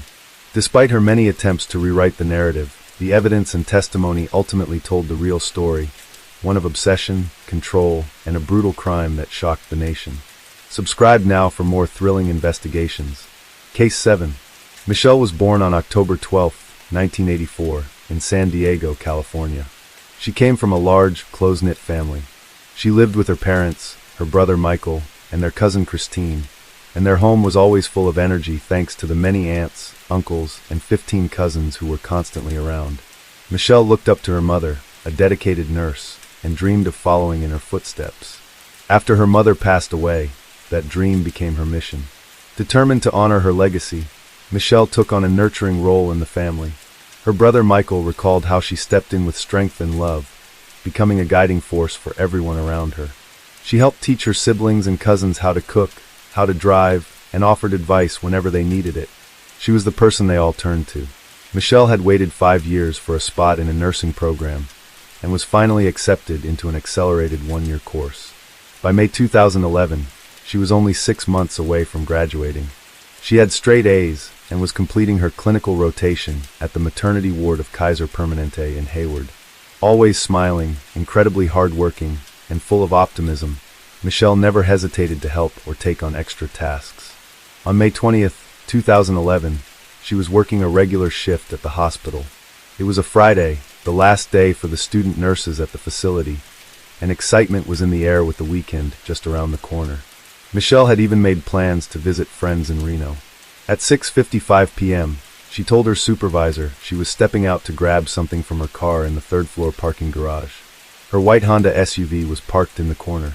Surveillance later showed her walking toward the car, pausing, changing direction, and then eventually, the SUV driving away from the lot about 17 minutes later. By 9 p.m., when the staff tried to gather the students to close out the day, Michelle was still missing. Her coat was still in the break room. Her phone kept ringing with no answer, and she hadn't signed out. Worried, her instructor went to the parking garage with hospital security to check her usual spot. It was empty and quiet. Suddenly, Michelle's SUV returned to the hospital and drove up to the third floor. The instructor tried to wave it down. The car stopped briefly, reversed, then quickly drove away again. The behavior was so out of character that the instructor was convinced it wasn't Michelle behind the wheel. She immediately called the police. By the next morning, no one had heard from Michelle in over 10 hours. Friends and colleagues flooded the police station, insisting something was very wrong. Investigators began at the hospital parking lot. Soon, police discovered bloodstains in the area where Michelle's car had been parked. By 9 a.m., they found her SUV parked in a visitor's space outside an apartment building less than a mile away. The vehicle was locked. Inside was her laptop and an ID card from her university, belonging to someone Michelle didn't know. That ID had been reported stolen days before she disappeared. Investigators ruled out a random attack. This looked calculated. Someone familiar with Michelle's schedule had likely used the stolen ID to get close to her. Hospital records revealed a strange phone call about 30 minutes after Michelle left for her car. A woman claiming to be Michelle called the ER, asked to speak to her instructor, and when told she had the wrong department, asked that a message be passed along. Her father had suffered a heart attack. As police towed Michelle's car for examination, Michael, her brother, received a text from her phone. "I'm fine." Moments later, another message read, "I'm not missing. My phone's been acting up. It deleted everything and drained my battery." Her friends began receiving messages too, each with different explanations. She had a flat tire. She went back to Reno. She was sick. She needed a break from social media. Her ex-boyfriend texted her. The response? "Who is this?" By May 31st, a reward was set at $20,000. It climbed to nearly $50,000 within days. The Law family hired a private investigator. Over 100 volunteers joined the search, splitting into 14 teams covering miles of ground. The reward eventually hit $100,000. As detectives looked deeper into Michelle's life, one name kept coming up, Giselle Esteban, an old friend. They had once been very close, and even moved together for college. Giselle had been in a relationship with a man named Scott, and they shared a 6-year-old daughter. But after their breakup, tension between Michelle and Giselle began to surface. Years earlier, Michelle and Scott had gone on a few casual dates, but agreed they were better off as friends. Still, Giselle became obsessed with the idea that there had been more between them. Despite no real reason to be suspicious, Giselle's behavior toward Michelle began to shift. Michelle refused to cut ties with Scott, just to appease Giselle's unfounded jealousy. She had moved on, dating someone else entirely, and Scott was simply a friend. Eventually, the friendship between Michelle and Giselle fell apart. When police approached 27-year-old Giselle, she made no effort to hide her disdain for Michelle. And then the investigation led to Scott. What they discovered next would change everything. Scott had always been around, familiar to many who knew Michelle, and even joined in the efforts to find her when she went missing. Detectives noted how sincere and visibly shaken he appeared during questioning. When Scott spoke with investigators, he opened up about the ongoing turmoil he had been experiencing with his ex, Giselle. Their relationship had been turbulent, filled with repeated conflicts. At one point, during a particularly difficult time, Giselle returned to her family home, taking their daughter with her. Despite the chaos, Scott remained committed to his daughter's well-being. In hopes of creating a stable environment, he tried several times to repair things with Giselle, but it never worked. He provided investigators with a long series of messages Giselle had sent, many laced with anger and targeted venomously at Michelle. In one message, she wrote, "I hope you find what you're looking for in someone as disgusting as her." Another read: Michelle has dug her own grave by being a homewrecker and whore. She won't be a problem much longer. The tone of these texts grew increasingly threatening, with statements like, "Your whore will get what she deserves, and she won't pass her midterms." Michelle herself had received messages from Giselle, including one saying, "If you were ever really a friend to Scott or me, you'd just leave us alone. You're just the whore who followed me to San Francisco." In a deeply troubling revelation, Scott also shared an audio recording he had taken during one of Giselle's outbursts. She had been in a car with their daughter in the back seat. In the recording, she confronts him about Michelle and issues disturbing threats. Her voice, cold and resolute, is heard saying, "If you do it again, this is your last and final. I will take your life and hers. You can take that to the grave." Scott explained that Giselle had previously been hospitalized for psychiatric evaluation and was diagnosed with bipolar disorder and manic depression. On several occasions, she would appear at his home uninvited, quietly entering and sitting alone until someone noticed her. Eventually, Scott was awarded full custody of their daughter. This decision escalated tensions even further. Giselle moved back to Hayward to remain nearby, and things intensified until a judge granted a restraining order against her, forbidding her from coming within 100 feet of Scott or his family. The order was issued just 3 days before Michelle Lou disappeared. Meanwhile, authorities in Hayward began coordinating with Fairfield police regarding another unsolved case from the previous year involving a nurse with the same last name who had also mysteriously disappeared. Unlike in the Fairfield case, Michelle's car had been found locked and secured, which indicated that whoever last drove it had been careful to avoid detection. Surveillance footage was being analyzed, and her family continued to hope for her safe return. However, that hope began to dim when investigators informed the family that Michelle's car had tested positive for her blood. Though specific details weren't shared with them, police confirmed that the case was now officially being treated as a homicide. Despite the heartbreaking update, Michelle's family refused to give up and continued searching for her. Giselle's name kept surfacing, so detectives brought her in for a formal interview. She was visibly pregnant and acknowledged being at the hospital the night Michelle vanished, claiming she had gone for a checkup.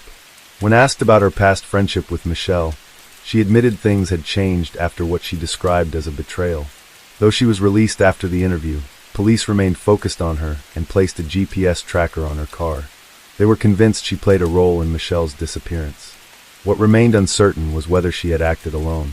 Given her physical size, investigators questioned whether she could have committed the crime without help. With growing suspicion and mounting evidence, Giselle had become the central person of interest in the case of Michelle's disappearance. Police went to Giselle's apartment, accompanied by a crime lab team that meticulously examined her car and even went through the trash.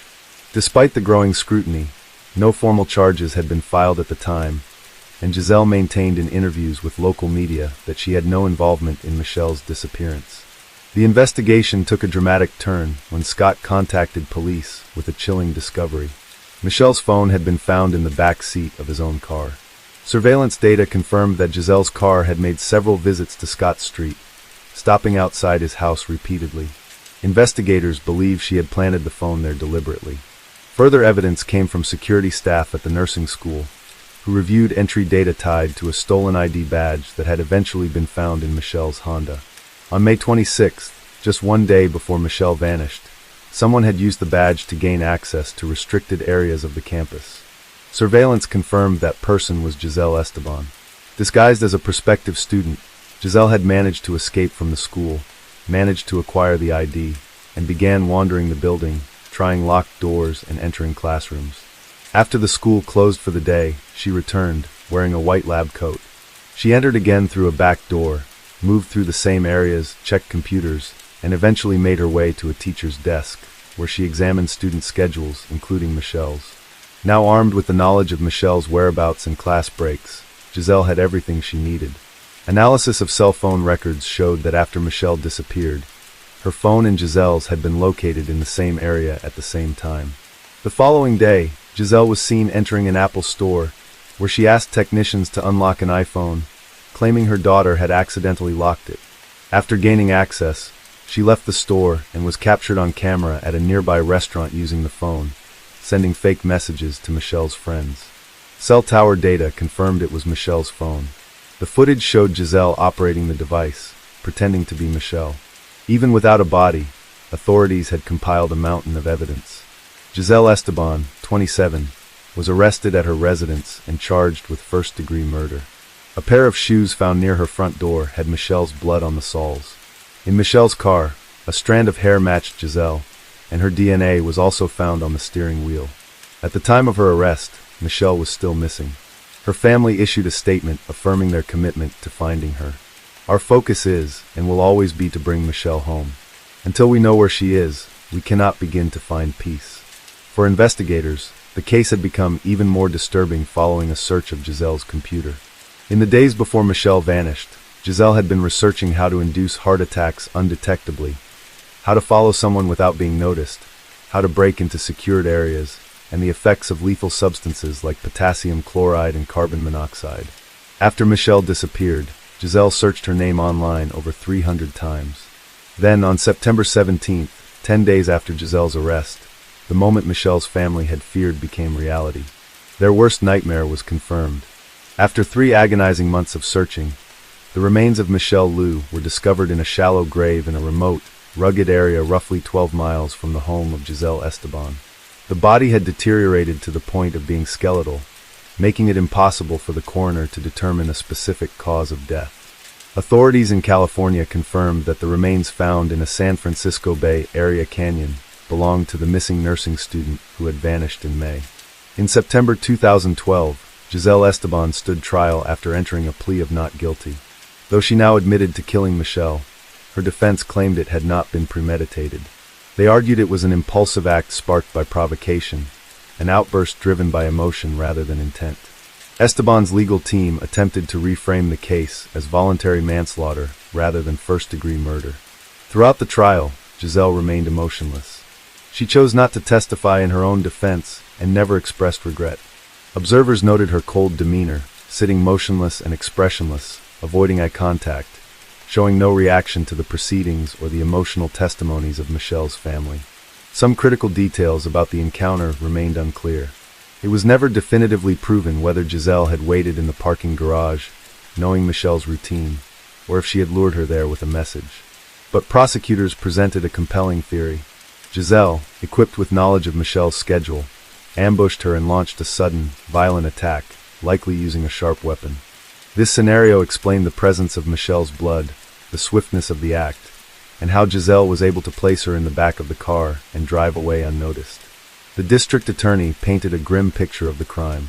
"What we have here is a sociopath," he said. "This was not a spontaneous outburst. This was calculated, strategic. She struck someone who never saw it coming." The jury found Giselle Esteban guilty of first-degree murder. True to form, she showed no emotion when the verdict was read. She later commented that, had she been on the jury, she would likely have convicted herself as well. The judge, reflecting on decades of experience, described the evidence as among the most damning he had ever seen in a courtroom. Giselle Esteban was sentenced to 25 years to life in prison. 2 families had been destroyed, one by senseless violence, the other by the consequences of it. During sentencing, Michelle's family delivered tearful statements. Her only brother, Michael, broke down while speaking about Michelle's dream of becoming a nurse, just like their late mother. Those dreams were cut short in the parking structure of a Bay Area hospital, a life taken by someone consumed by jealousy and false assumptions. Prosecutors explained that Giselle had become convinced, without evidence, that Michelle was trying to steal her boyfriend. That misguided belief ultimately led to murder. Giselle later gave birth to a son while in custody. The baby was placed in the care of his father. Though there were rumors that Scott was the father, he denied this, and the true identity of the child's father has never been revealed. In the wake of Michelle's death, her family turned their grief into purpose, continuing to volunteer with missing persons organizations and raise awareness for other victims. Her brother, Michael, found comfort in the belief that Michelle was now reunited with their mother. He said that thought made things a little less painful, a little less frightening. Case 8. It was a normal Saturday morning in Bethesda, Maryland, when the manager of a Lululemon store showed up to open for the day. But the moment she walked inside, she knew something was wrong. The store was a mess, clothes everywhere, mannequins knocked over, and the floor had blood on it. As she stood there in shock, she heard something, a soft moan coming from the back. What she found next would leave everyone speechless. 2 employees had been inside the store the night before. Now one of them was dead, and the other was tied up and hurt. At first, it seemed like a terrible robbery gone wrong. But as police started asking questions, the story began to change. And what really happened that night was far worse than anyone imagined. Jana Murray entered the world on November 22, 1980, in Wichita, Kansas. She was the daughter of David and Phyllis Rosalind Murray. From a young age, Jana stood out for her adventurous spirit. She had a deep love for animals and dancing, and giving back was part of who she was. She spent much of her life volunteering. Her friends and family often described her as someone whose smile could light up any room. Jana also had an undeniable passion for travel. Her goal was to set foot on every continent, and she managed to visit all of them except Antarctica. For her 30th birthday, she marked the occasion by filming herself bungee jumping, perfectly capturing her thrill-seeking nature. Academically, Jana was a star. Her hard work earned her a scholarship that took her to Madrid, where she spent 2 years studying at St. Louis University. She later completed her Bachelor of Science degree at George Washington University in Washington, D.C. But Jana didn't stop there. She pushed forward and eventually earned dual master's degrees in communication and business administration from Johns Hopkins University. For her master's thesis, she focused on Lululemon Athletica, a premium yoga and fitness apparel brand. Naturally, she pursued a position with the company after graduating, and her drive and business instincts quickly landed her a role. By 2011, Jana was a team leader at the Lululemon store in Bethesda, Maryland. She was also close to finishing her second master's degree.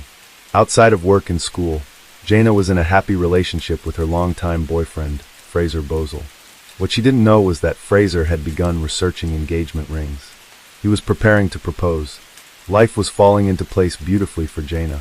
Her career was thriving, her education nearly complete, and her relationship was stronger than ever. A bright future was just around the corner. But everything changed on March 11, 2011. Jana's promising journey was suddenly cut short by a tragic and unimaginable event. The next morning, on March 12th, Rachel, the manager of the Lululemon store, arrived at the Bethesda location shortly before 8 a.m. to open up. Bethesda was generally considered a quiet, safe area, but when Rachel reached the entrance, she noticed the door wasn't locked. That was her first sign something was off. As she stepped inside, it was immediately clear that something terrible had happened. The store was in disarray. Mannequins were knocked over, clothes were scattered, and more horrifyingly, blood was splattered across the floors, walls, and ceiling. Still trying to make sense of the chaos, Rachel suddenly heard faint moaning. Someone was still inside and in pain. Overwhelmed with panic and fear, she ran out of the store and straight to the neighboring Apple store, where a long line of customers had gathered for the release of the new iPad 2. Among the crowd, one man named Ryan couldn't help but notice how distressed Rachel appeared as she stood outside the Lululemon store. When she explained something was terribly wrong inside, Ryan offered to go in with her and check it out. Inside, Ryan walked toward the back of the store, moving past the chaos. Bloody footprints marked the floor, and the space looked like a disaster zone. As he neared the office area, he stumbled upon something unimaginable. A woman with long blonde hair was lying face down in a pool of blood. Before he could fully process the horror, a soft moan caught his attention. It was coming from the bathroom. Inside, he found another woman, her hands and ankles bound with zip ties, her body bloodied, but still alive. It was clear she was injured and in pain, but miraculously she was breathing. Ryan rushed back to the front of the store and told Rachel to call 911 immediately. First responders arrived quickly and were faced with a gruesome scene. They began the task of identifying the two women. Tragically, the deceased was 30-year-old Jana Murray. The survivor, badly hurt but alive, was identified as Brittany Norwood, a 28-year-old employee who had transferred from a Lululemon store in Georgetown just 6 weeks earlier. Brittany's injuries were extensive. Cuts and bruises covered her legs, arms, chest, face, and torso. Zip ties still restrained her, and both women's pants had been slashed, raising disturbing concerns that the attackers may have assaulted them. Brittany was rushed to the local hospital, visibly shaken and in need of immediate care. Back at the store, investigators began examining the body of Jana Murray. The violence inflicted on her defied belief. Medical examiners would later find 331 wounds on her body, over half of which were concentrated on her chest and face. She had been attacked with at least 6 different tools found scattered throughout the store, most of them likely taken from a store toolbox, items including a hammer, a box cutter, a wrench, and a knife. Around her neck was a ligature, though it wasn't tight enough to suggest strangulation. Still, it was an odd and unsettling detail.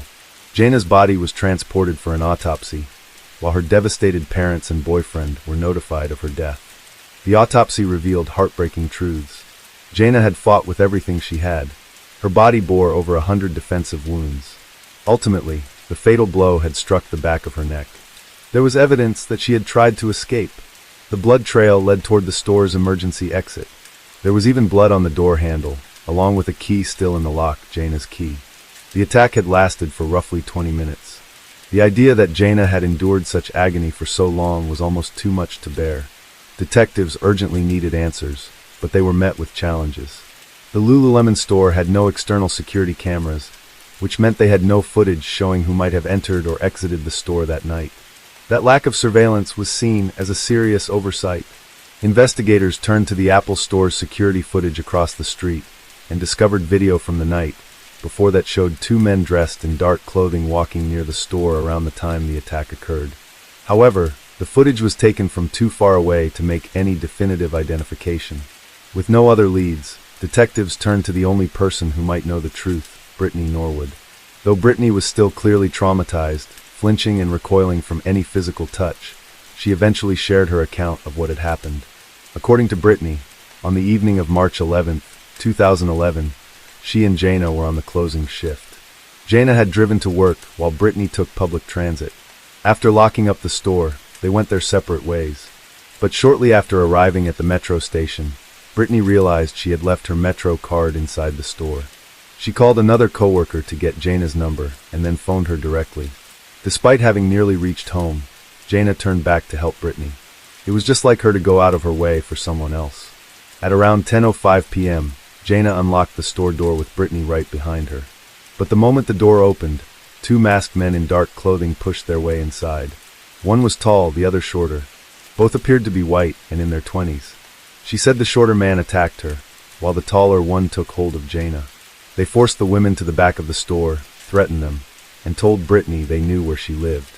She had utility bills in her purse with her address, along with her ID. Terrified, Brittany believed the men were robbers and hoped they would just take what they wanted and leave. But instead, she claimed the situation spiraled into violence. Both women were physically assaulted and taunted with racial slurs.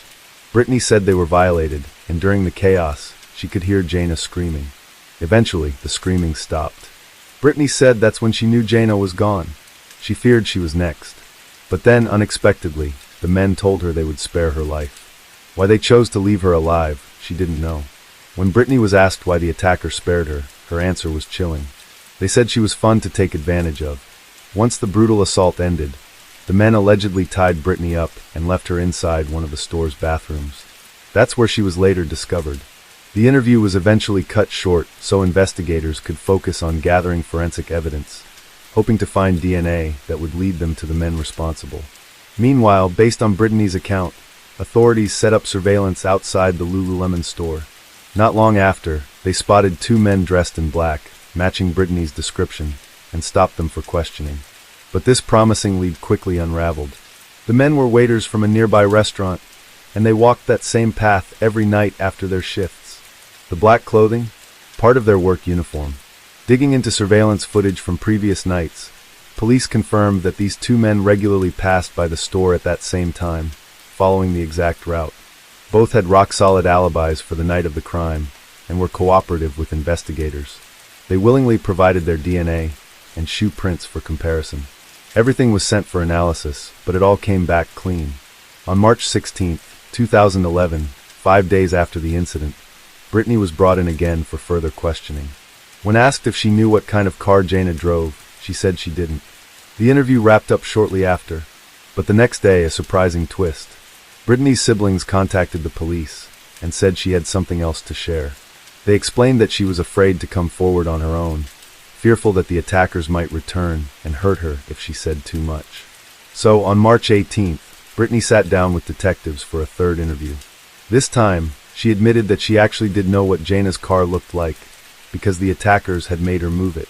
According to Brittany, The men forced her to drive Jana's car away from the store before they assaulted her. They told her she was being watched and threatened to kill her if she tried anything or didn't return right away.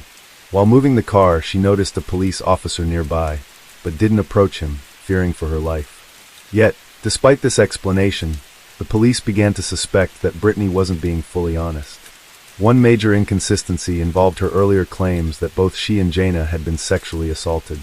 Their pants had been sliced, seemingly supporting that story.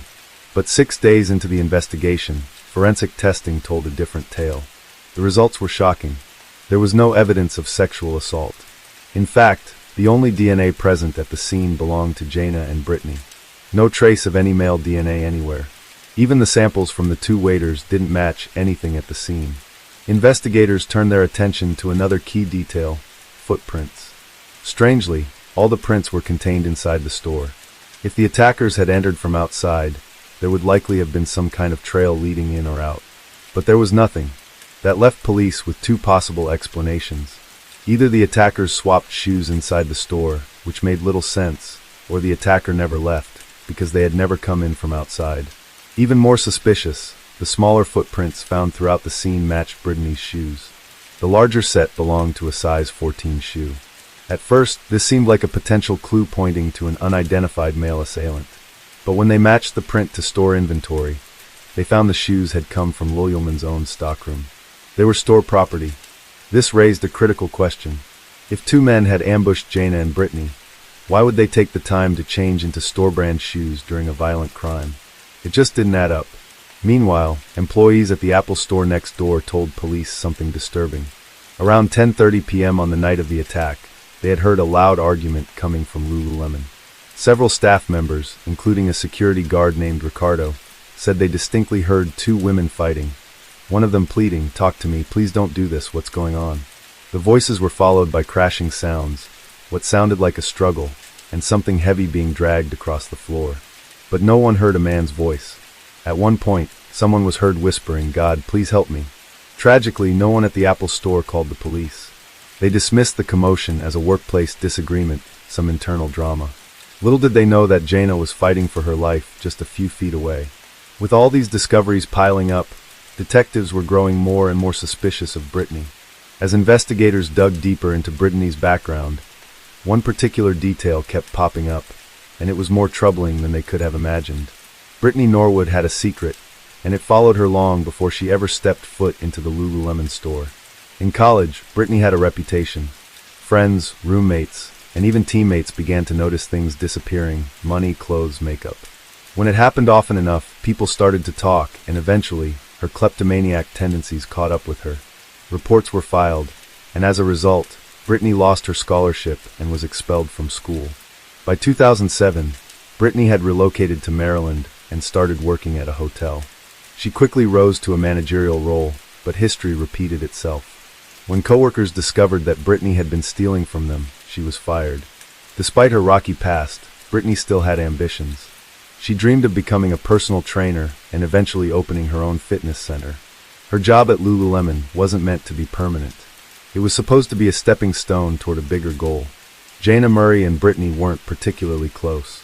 They worked side by side, were friendly enough, but there wasn't much beyond that. Nothing suggested there was bad blood between them. So what triggered the horrifying events of March 11, 2011? That evening, before the store closed, employees went through the standard procedure, a mandatory bag check designed to prevent internal theft. Jana was tasked with inspecting Brittany's bag, and what she found raised a red flag. A pair of Lululemon leggings with the tag still attached sat inside. Jana didn't confront Brittany directly, but she contacted their manager and reported the incident. The manager told Jana she would handle it in the morning. Somehow Brittany found out. Later that night, after the store had closed and the employees had gone home, Brittany contacted Jana. She claimed she had left her Metro card at the store and needed help retrieving it. Jana, being the kind and helpful person she was, agreed to return. What happened next is believed to have been a confrontation. Brittany possibly begging Jana not to report her, hoping to avoid yet another firing. But when Jana stood firm, refusing to back down, the situation turned volatile. Investigators believe Brittany attacked Jana with store tools, items like a wrench, a hammer, a box cutter. As Jana fought desperately to escape, trying to reason with Brittany. The assault escalated to a level of unimaginable brutality. After taking Jaina's life, Brittany moved her car to a different location to buy time and cover her tracks. A witness later reported seeing Brittany in the vehicle, and nearly 90 minutes later, she was still sitting there, possibly formulating the story she would tell next. Brittany returned to the store, put on size 14 shoes found on site, and staged the scene to look like a robbery gone wrong.